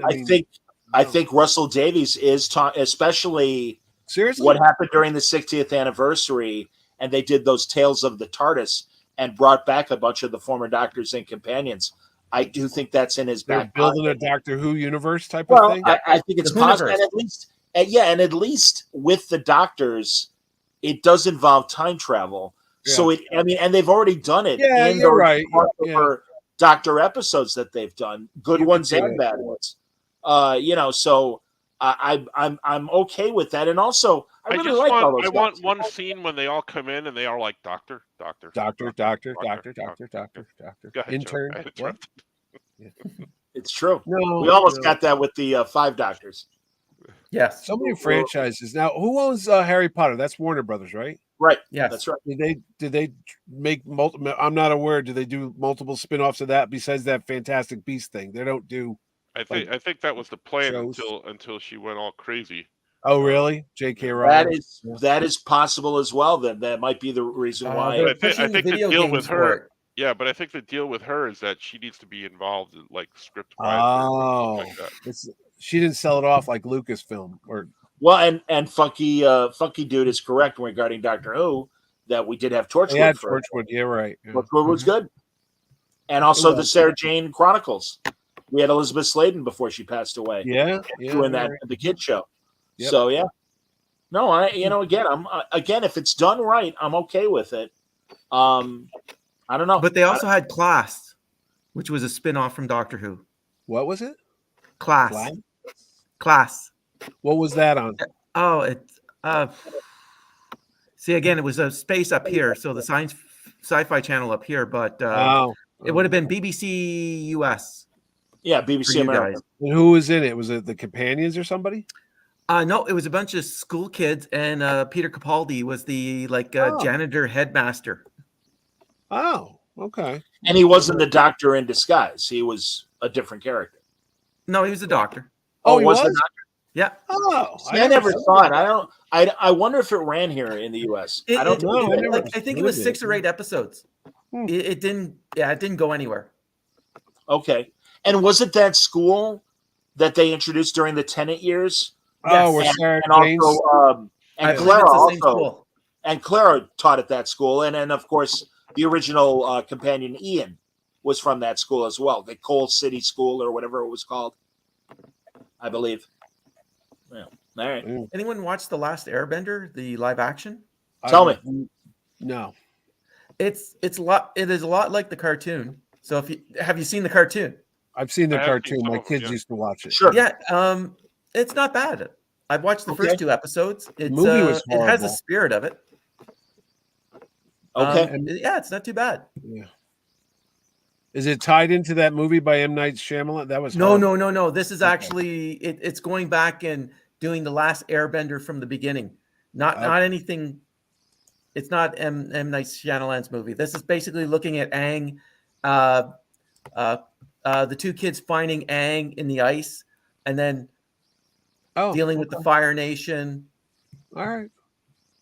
All Stanley, the episodes on it, or is it weekly? What's the deal? I think Netflix dropped it all. Oh, okay. Well, check it out. I think there's 8 episodes. Just did 2. Okay. Stanley wants to know if we've all watched the Oscar films. I have not. Seen Oppenheimer. I've seen Barbie. I don't know. What else was there? Whatchamacall, the Bradley Cooper movie about Maestro. I saw that. Yeah. I guess. I got to be honest. Every year and I used to be a massive theater goer, seeing every Oscar nominated film, even the short subjects, because thankfully I live in a city where they would have festivals of the short subjects and stuff. I have less and less excitement. And my buddy always throws a massive Oscar party, and he only lives a few blocks away from me. And I keep wondering in my head, I'm like, am I going to go? Because I don't care. I know. There's such a divide, and it's only gotten wider from mainstream movies and what I always call, I say this about various non-Terrificon panels that are vegetable panels. They're good for you, but they're not that exciting or entertaining in my book.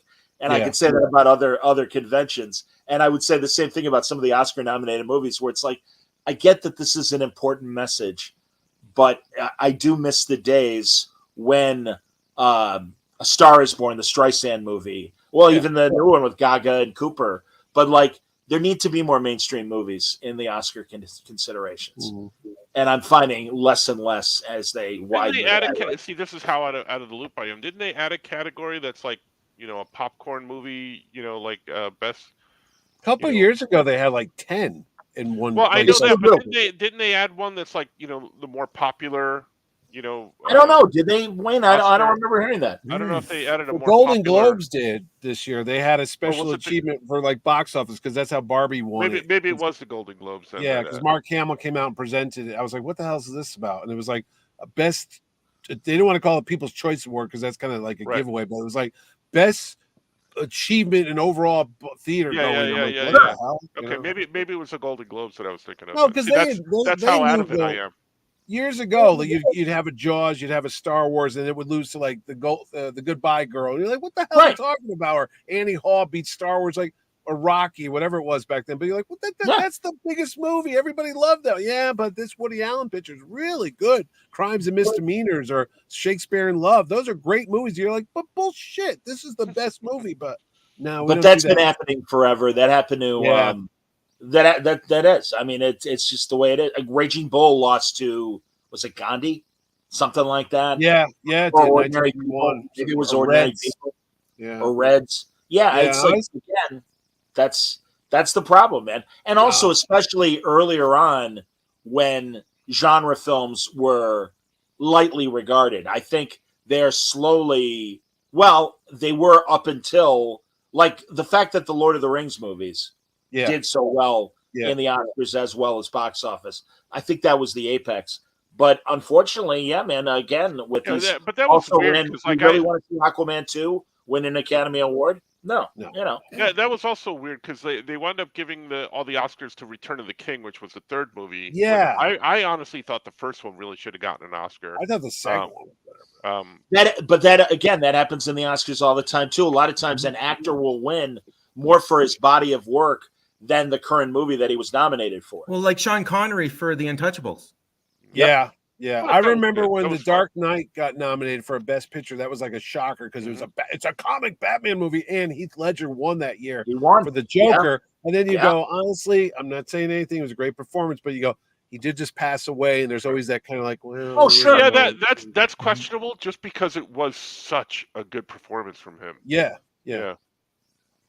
But no, I used to have betting pools at my old job on a dry marker board for the Oscars, and people would come by, and it'd be like a football pool. People would be giving me money, and we're like, "What's going to win? What's going to win?" And then on Sunday night, we'd sit there, and I'd have to pay people off on Monday morning. But that's all gone. I mean, there's no mystery involved. I mean, there's a SAG award. Another thing is too, the proliferation got SAG awards this weekend. The Golden Globes were on. The Critics' Choice Awards were on. There's like 20 awards, and after a while, it just becomes a big joke because okay, rich people getting together, giving each other little gold trophies to hang on their mantle. Who gives a crap when there's other stuff out there to worry about? Well, but I as someone that was a SAG member for a long time and got to vote on the SAG awards, I'm glad they're out there. And again, those awards help with box office and awareness of the films.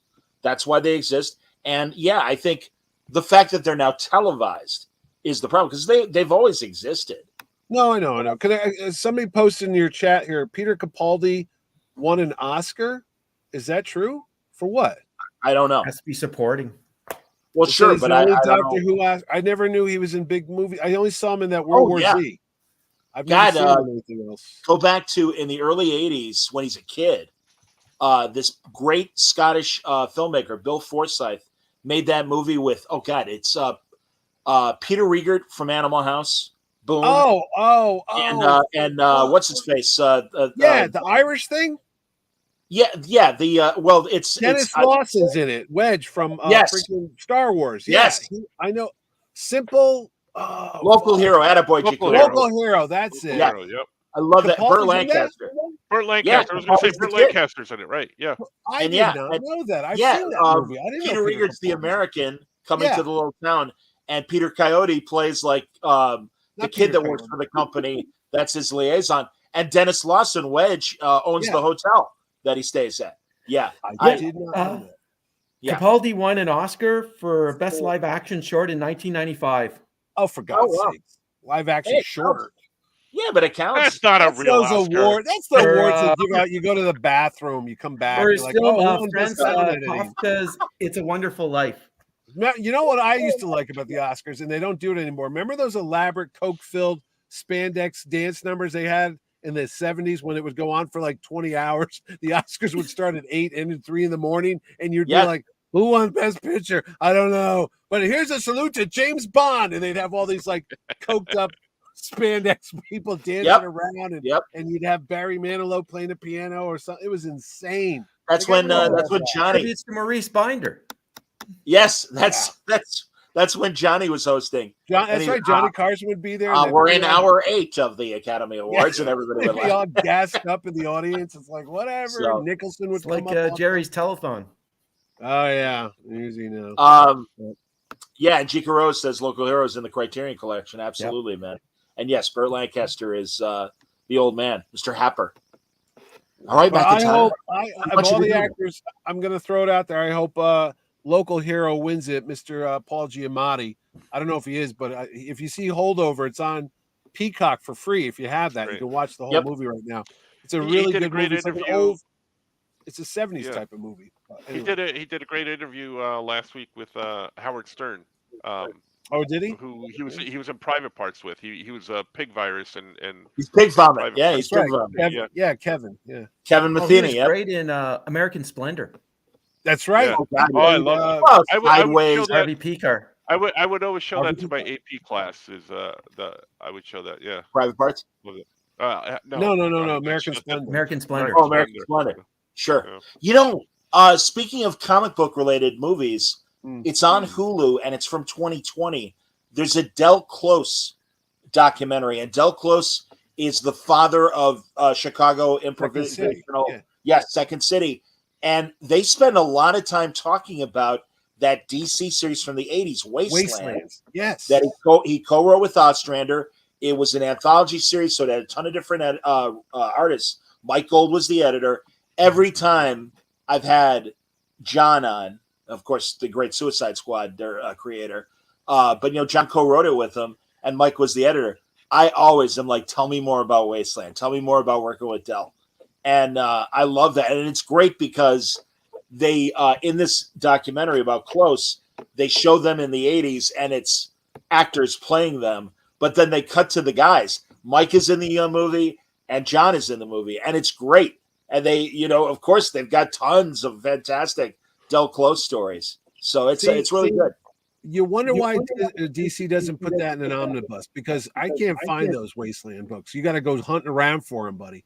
I mean, it's I've asked Mike, and Mike doesn't know the answer because he's not there anymore. But I really want. I wish I had a better relationship with Marie Jevons or somebody to ask why it has to be collected. Mike's assumption was because it was the 80s and maybe some of the artists have passed away and you're dealing with estates that it may be hard to track down, whether it's permission or getting them properly compensated. There's a store here in Chicago, Chicago Comics, that bound not actually bound in a book, but has all the issues together. Collected them all together. Yeah. I was gonna say, because I see those now and then at shows, even my show, but I've never seen like a whole omnibus of that. There's a lot, all those DC Elseworlds that they did, like Garcia Lopez did one where Superman was in like King Arthur times, and there were so many of those Elseworlds. Why don't they just do a big, like Marvel does it all the time with like What If collections? Just put like Elseworlds and just gather them all up and put them in one big trade. I don't know. There is some Elseworlds collected. You guys keep talking. I'm gonna take a text, Avery. There are some Elseworld books collected separately. Like they'll group a bunch of Justice League, Batman books. They are out there. They haven't done the whole Elsewhere world. They've sort of grouped them in like categories or themes. Okay, because I mean, I have like those trades. I don't know if you remember them. They were like those Baxter books or whatever they were called. They were like square bound. Yeah, that was the Baxter format. Yeah. And I one day I was going through and I found a whole box of them that I had bought in the 80s and the 90s. But I'm like, I don't know where these disappeared to. So anyway. Yeah, no, they do exist. You can get some of them. Yeah, somebody posted in the chat. Yeah, DC versus Marvel omnibus are finally coming out. I don't know when, this summer, I believe. So yeah, those are things. Actually, what's more important is ROM just came out. I got my ROM. Yeah, and Micronauts. I got both of those. So I have the ROM one. I don't think. Micronauts is not out yet. No, Micronauts isn't out yet, but ROM's out. No, but solicitation for Micronauts Volume 2 is out. Was it in previews? The solicitation for ROM 2 has already been out. Okay. Well, whenever I get my previews, I always order all that stuff. Or I go to cheapgraphicnovels.com, little plug there. They get 40% off most of the cool new stuff. And is Godzilla? Somebody said Godzilla mini Omni's coming out. Is that true? Yes. They're also reprinting the Herb Trimpe, wasn't it? That did the Godzilla? Herb Trimpe was the artist on that book. And I think did Larry Hama write a lot of those? I think it only so. Lasted like 20 issues. That's when they shrunk Godzilla down. He was fighting rats. Speaking of Godzilla, Wayne would know this. When is the Godzilla -1 coming out on DVD or Blu-ray or whatever? Yeah, I totally missed it in the theaters, and I want to see it. I know. I was like, it's I gotta don't be think it out. has a release date just yet. Oh, But I come saw on, Wade. that. Get on that. I saw I that am- back. I'm going to say what, December or January? It was a while ago, it seems. But that was a good movie. That was one Yeah, of it the was better ones. December, Oh. but they also re-released it as a black and white movie. Yeah, I heard that. Yeah, Ordway told me that too. That it Yeah, was we out. didn't get the black and white up here. We just got the No. color. I'll No. see either version of it. I want to see it. And Godzilla Oh. versus King Kong is. Oh, you know what? There is a lot Oh, coming Yep. out. Dune is coming out this week. I'm going to see that. And what's the other one? Ghostbusters apparently is coming Yeah. out in March, which I'm like, I thought they would hold that off to summer. I don't think there's Is a it lot of coming big out in March? summer 'Cause oh, blockbusters. You know, interesting. We saw the poster in the lobby. Ghostbusters coming out. Dune's coming out. Deadpool's the only superhero movie I think's coming out this summer. Yep. Uh, Yeah, I don't think Joker's coming out till the fall. Did you see the $200 million price tag? Everybody was wigging out. They're like, how do you go from a whatever $30-40 million for the first one to $200 million? They go, Lady Gaga, that's a lot of money to get her in a movie. Come on, man. Well, it's like Deadpool. The first Deadpool, it was only like 60 million, and the Yeah. second one was like a couple $100 million. And it's like, yeah, and you know what you got for that? A worse movie. So I don't. Deadpool 2? Yeah. It was not good. I mean, I like Ryan Reynolds. well, yeah, but no, the girls. The Leslie Asian Odom. girl that's friends with the mutant that was in both movies. Hi, Megasonic.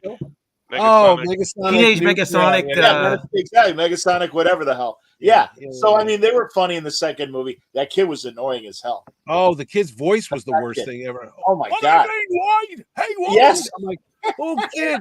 I remember being in the theater. I go, did they dub that kid? Because if they did, they should shoot whoever's voice that is, because that took you out of every scene he was in. As soon as he opened his mouth, it didn't match the kid's physical face or whatever. It's like, I don't know what you're talking about, Wayne. I got these powers. And Domino was decent in the second movie. The best one was the guy with the mustache who was like, remember they were all coming out of the airplane, X-Force, and he got like, Yeah, all the he's losers. the only one that lived. Yeah, the rest of them all got chopped up. Yes. That was He's the in, funniest. he's in the third one, I think. That guy. Yeah, he Oh, was at the really? birthday scene. Yeah, Jerry or something. It was just an ordinary dude, Peter or whatever his name. Yeah, Yeah, there's no release date yet for Godzilla? Godzilla minus one. Godzilla. Oh. And Godzilla. But if versus you want to King watch a good Kong. Godzilla movie, watch Godzilla Shin. I've never seen that. Shin Godzilla. Shin, Is that Shin that's on Godzilla. HBO or whatever they call it now? Yeah. Oh, I just have it, so I just plop it in the machine. That's funny. Funky Dude says now we need an NFL Super we don't. Pro omnibus. Hilarious. No. Hilarious. Did Or, that last more than 2 issues? Did that go long? No. I don't know. Last, How about last the few issues, yeah. new universe here? Was it Night Vision? Who had Oh. the eyepiece? And remember Nightshade? they had the syndicated Nightwatch? syndicated series Oh, from the Nightman? 90s? Wasn't Night, that? maybe it was Nightman. That I was think a it's Malibu Nightman. one. Nightman. Yeah, Nightman was a Malibu. thing. Yeah. Yeah. Oh, it was Malibu. It wasn't New Universe. Okay. Oh no, they should gather up all the new universe crap. The DS was it DS7 or something? DS7. Seven. Or DS7. DP7. DP. Yeah, that's Star, right. Star Brand. Star Brand was one. Sure. Wow. NFL Justice. Super Pro with 12 issues. Wow. Kickers Inc. Kickers. That Mark was the other one. Hazard Merc. Night Mask. Nightmares. Thank Wasn't you. there, Conrad. wasn't there a truck driver? US one? Was that stuff? Or is that a Oh, different he was. thing? Wasn't he in Brand. Didn't Byrne bring him back in the She-Hulk comic? Star Yeah. Brand? No, the truck driver. Starbrand is part of the new universe. Spitfire and the Troubleshooters and Cyforce. Wow. And Merc Cyforce. was one. I remember Yeah, Merc. Merc. Yeah, Mark Hazard Merc. Yep. Yeah. Yeah. Oh well. Jim tried. That's all right, Jim. You Shooter tried. And the only reason why they did that because they were worried about the copyrights on the Marvel universe at the time. So they had to come. They wanted to come up with some new characters just in case if they were going to lose like Spider-Man and the Fantastic Four. So Is they that came up why with this they whole- did that? Yes. That was I didn't know that. I was always Yeah. like, why did they make these crappy books? They thought they were going to lose the rights to all those other characters, so that's why Yeah. they did it. Oh. Yeah, there you go. The guys are US1. confirming that US1 was in She-Hulk. Yep. Oh, geez. Funny. Oh, geez. You know what? We were just talking about. Remember Atlas, the '70s books that came out from Martin Goodman? Sure. It was like From a Chip. threat. His son. Yeah, Chip. Yeah. There was like Marvel's threat. The other day, I was talking to somebody. They said they had Chaykin, they had Rich Buckler, they had the cream of the crop of the, Oh yeah. the artists and writers at the time. I said it was almost like the Image Comics of the '70s. You know what I mean? They were Sure. getting the best of the cream of the crop to do these books. All good ideas. They all came out of the gate with great ideas and stories, Yeah. and then it fell apart like in what 4 issues, or because they couldn't get distributed. Is that what the thing was that they I were? thought it was squishing? distribution that killed it. Either Yeah. the newsstands, they weren't letting the books get through, and that's what killed it. So Yeah, because That's Neil like- Adams was doing a lot of the covers. Neil Adams was working. Yeah, that's like a story that needs to be told one day. Like the wannabe Well, Marvel. The Tomorrows guys did a whole issue in Alter Ego, all about Yeah. the history of Atlas and what happened. But it's funny, I love what G. Kuroda says. He's got a Son of Dracula by Frank Thorne from Atlas. Oh, I never asked Chaykin about those Atlas books, and Scorpion. I should.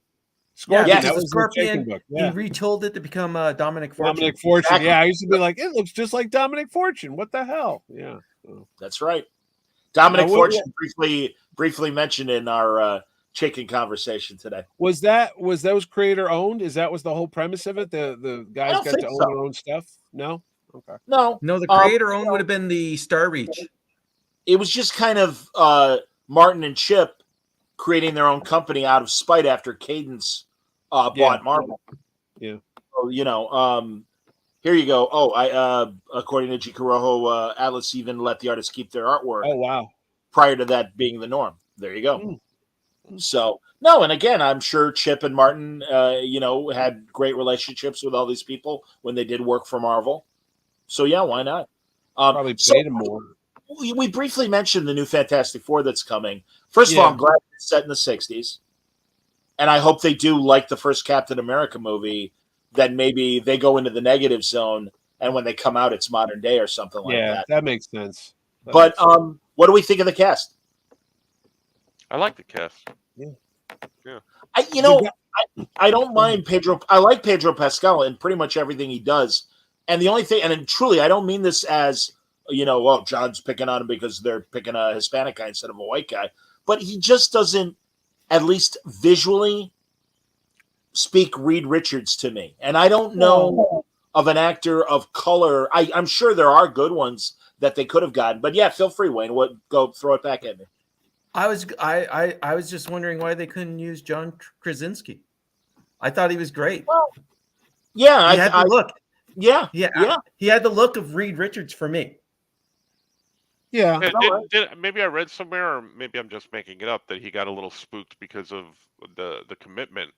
And he's directing things, and doesn't he have that new movie with Ryan Reynolds? That's that's coming out. And he has Yep. another one with Quiet Place. another Quiet Place thing. Day one. The beginning or something. Yeah, I saw the trailer for that. Yeah. Yeah. So Yeah, he's it busy. is. I mean, Pedro's going to be what, 6 movies at least, probably 3 Fantastic Fours, and they're probably going to. That's 10 years of your life. I mean, look at Downey Jr. He did this thing from 2008 to what, 2019. It's Yeah. a long time. Yeah. Yeah. It pays well, hopefully, but still. No, And Pedro's I what, also- 40 something? Is he 50? Who? Pedro Pascal. How old is he? I think I'm 40s. assuming 40. I'm assuming Early young. 40s? Yeah. Okay. Um, Well, yeah, that's fine. Yeah, now, all right, now I What lost my about the train. guy from The Bear? Actually, that guy bothered me the most out of everybody. Ben Grimm? Because everyone goes, what are you worried about? It's only going to be his voice. I said, yeah, I know, but, and I said this, if they ever can go back, Michael Cutlitz, who's been at Terrificon plenty of times, if they had him years ago, I thought he would have been a good Ben Grimm because he had that, rough exterior from being in the, what was the World War II thing? Band of Brothers and Walking Dead. He was the red-haired fella. That's Michael Cutlitz. Pedro's 48. Okay. All right. So he'll be 49 or so when this comes out. Whatever. Well, you like The Bear, don't you, John? You think that's Yeah, a I great... do very much so. No, I still and don't know why it's a comedy. I say it all the time. It's more of a drama. I don't know why they lump it as a comedy, but I'm not sure either. Yeah, Speaking but- of the bear, the lead guy is, and I think we've talked about this before. That's Gene Wilder's grandson. I and saw once you that, know- and I didn't know Oh, if that is was it? Once you true. know that, you totally see the Yep. resemblance. Yeah, but I was the like, minute is you this- said it, I'm like, oh my god, that makes so much sense. Yeah, I saw the same thing. I'm like, that's real. That's a true thing, or that's somebody just speculating. That he's Gene Wilder's grandson, huh? Wow. Yep. And yeah, Jeremy Allen White is this guy from No, the Bear. No, Right? Moss, the Moss something. cousin. Like, The guy Yeah. who played Microchip in the Punisher Yeah. Netflix yeah, series. that's right. Yeah. He's the cousin in the Bear. He's not. I thought he was Right. the brother. Oh no, the brother was I don't John know the actor's Bernthal. name, so I assumed he was talking about that guy. No, but, no. I meant right. Moss, whatever his name is. I'm sorry. And everyone's wondering who the villain is going to be if it's not going to be Doctor Doom. And Fuck You Dude hopes it's Mole Man. which I is hope funny. it's not Doctor Doom. Don't shoot your load on the first movie. Come on, they do that every time. Well, the only thing, Mitch, is I think we need to introduce Doctor Doom in the Marvel Universe sooner than later to be a big bad for the Avengers. Especially potentially whatever they're going to do with Kang. Now yeah, that Dr. Majors is definitely out. yeah. Again, I don't know why they couldn't just recast it. I don't understand. They've done it before to Bruce Banner and Rhodey. I'm like, what's the problem? Just recast. Well, and also it as we know in the comics, given the various iterations of Kang, Immortus and Iron Lad, Yeah, right, that you can do it.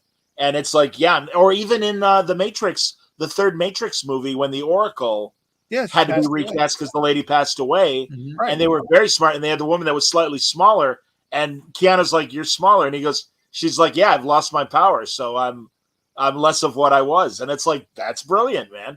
That totally made sense. I don't know. And in that's the right. movie they did That's right. Mobius differently.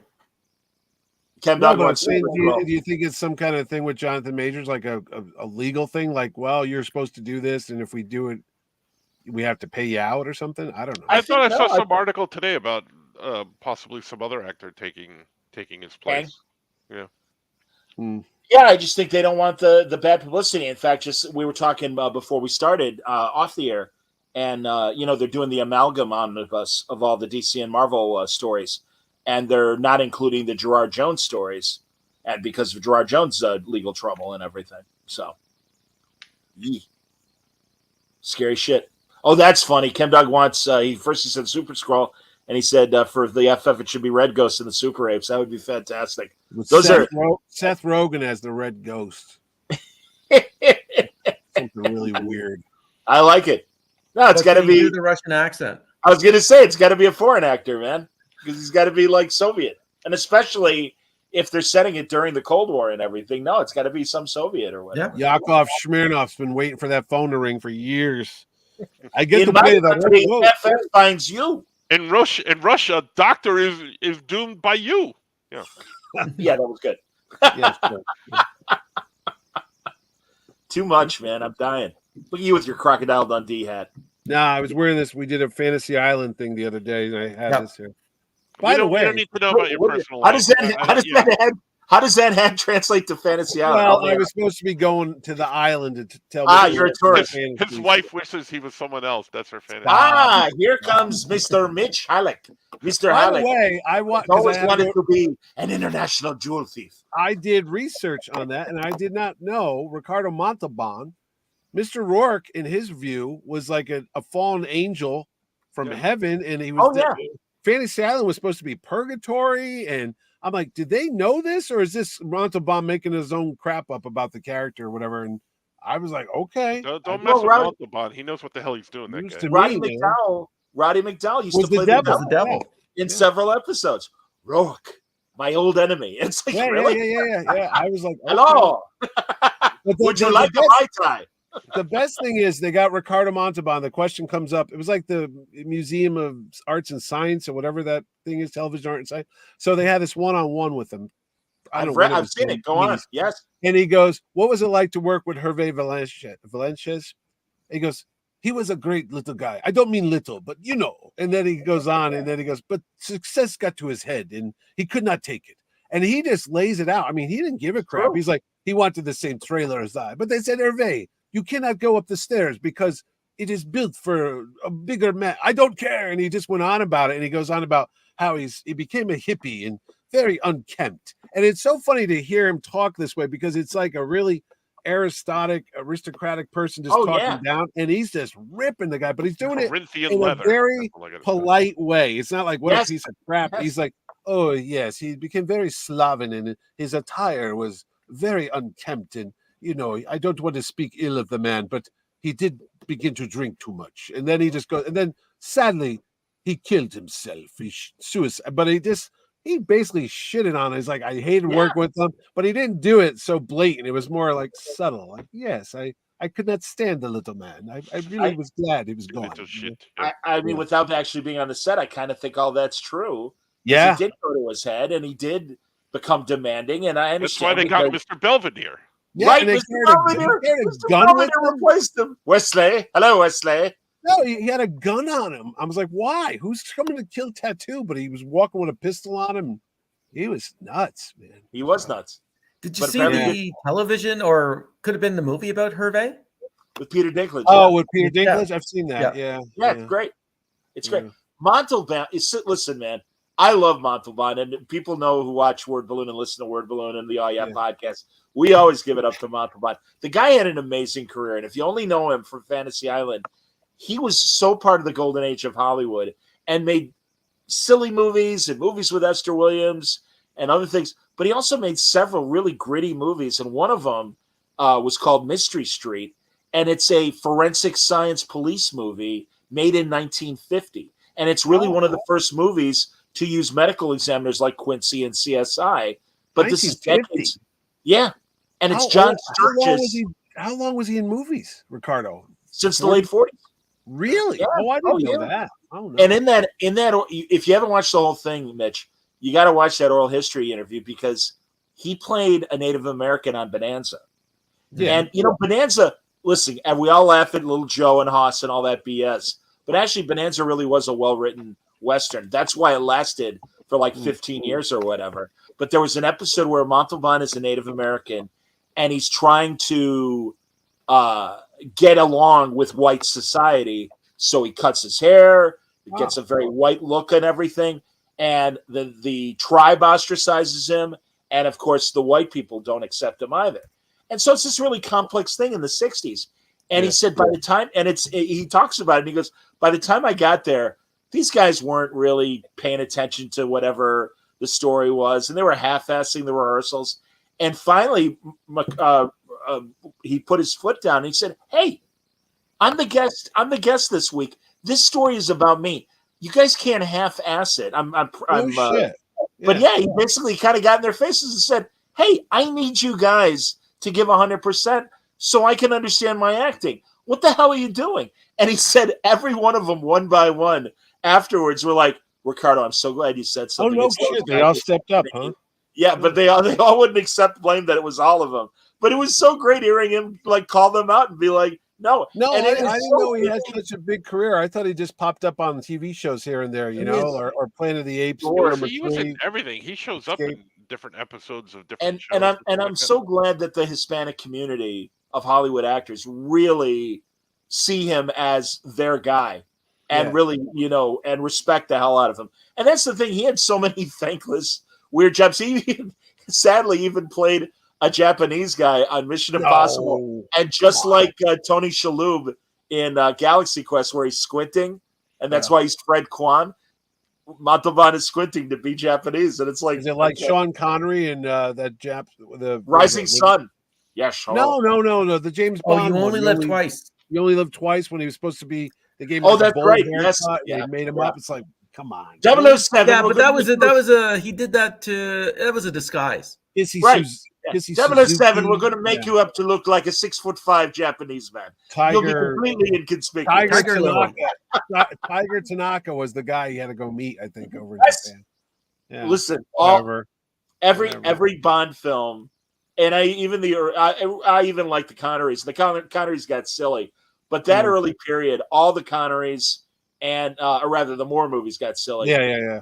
But even and especially Lazenby and On Her Majesty's Secret Service, those are great movies, and nobody can tell. They work. No, and Yeah. I didn't know he fell off a horse. Apparently, Ricardo did. He had a lifelong limp. When you see him, and he tried to cover it, but he would walk with a limp because he had back problems and whatever. And then he ended up in a wheelchair towards the end of his career. Well, he had some sort of degenerative muscular.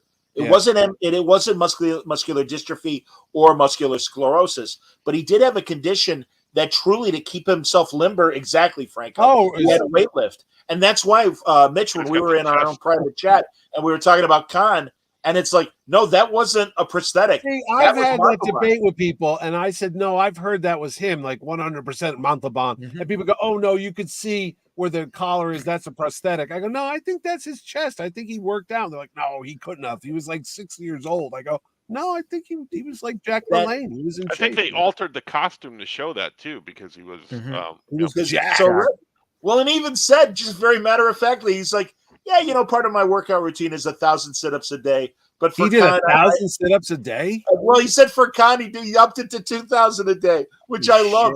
And that's like Herschel Walker NFL training kind of Yeah, stuff. yeah, But yeah, also, there was a mid-60s show. You can find episodes on YouTube. The show with Gene Barry. It was called Burke's Law. And it was a fantastic, the guy who did Beverly Hills 90210, the producer, Aaron Spelling. It was an early Aaron Spelling show, and it was a great whodunit show, and Gene Barry's the detective, and it always had all-star casts as the suspects. And there's one with Montalban, and he doesn't have a wig on. He's bald on top, and he's a weightlifter. And he's his bare chest and arms are there, and it's like, I wouldn't mess with Ricardo Montalban. Wait, he was bald as well? Oh, come on. Oh, I go to see these movies, Tony Randall, all the guys are like, oh, no, they were all bald. I'm like, what are you talking about? There was all hair Well, pieces. Klugman was, I know that, but Klugman, also, yeah. But maybe they shaved his head for the role. I don't know. No, I don't know, man. Jesus God. You're just Anybody- bursting his bubble. Yeah, we shouldn't talk to Mitch anymore. This is Please, really bumming him next out. thing you know, they're going to tell me it was all fake. He's very upset because Montalban did 1,000 sit-ups a day, and Mitch barely did I 1,000 can't in his do- lifetime. That's right. Look who's talking up there. Yeah. I didn't know I this. Ricardo voiced the steer in a Family Guy episode. He That's did. deer? That's right. A deer? Yeah, he was a cow. Moo. Yes. Oh, He brought him to The the best, slaughterhouse. man. Yeah, he brought him to the slaughterhouse. It was- And of course, Armando in the Planet of the Apes movies. that's right. The Circus guy. owner. Yep. Yeah. Good stuff. All right, boys. I think we did good. I knew we would. It's been a while, and I wanted us to check in. We'll be back when, again, like Mitch said, there's a lot of stuff coming up. Dune is coming up, and Kong versus Godzilla, and of course, When's Discovery. Prodigy starting, John? I haven't heard a date yet. Okay. I don't know. I gotta bug the Habermans again and see when we can talk and talk more about that, because God damn it, I love that show. That's a great show, man. We'll see. God, somebody was giving me grief on Facebook and was like, John, if you don't like Discovery, don't watch it. And it's like, no, shut up. Too bad. Well, I don't like when your show gets into things you don't like. Well, I do it so rarely. Give me this one that I was, Pornsack, the Good Asian Pornsack Pishat show. Everybody's at Comics Pro this weekend. And I'm certainly paying attention to the headlines that are coming out of Pittsburgh with Comics Pro as they talk to the retailers. But yeah, Pornsack Pishat show, the writer of the Good Asian. And we were talking, and I brought up my frustration with Star Trek, and I go, I wouldn't consider myself a troll. And then I started laughing, and Pornsack is Taiwanese, so I'm like, I wouldn't consider myself a racist. However, and he started laughing. He's like, exactly, man. I'm like, yeah, I know. What are you gonna do? So, but I do hate on it. I will admit it. I don't hate on the other colors. I hate on the new Star Trek. It's not good. What can you do? Anyway. Thank you, boys. Good job as always. Everybody watching, thank you very much. And we'll be back soon, and we'll give you more of our thought. Exactly. One more of our no-scripting thoughts, whether you like them or not. Absolutely. But take care, everybody. Thanks for watching.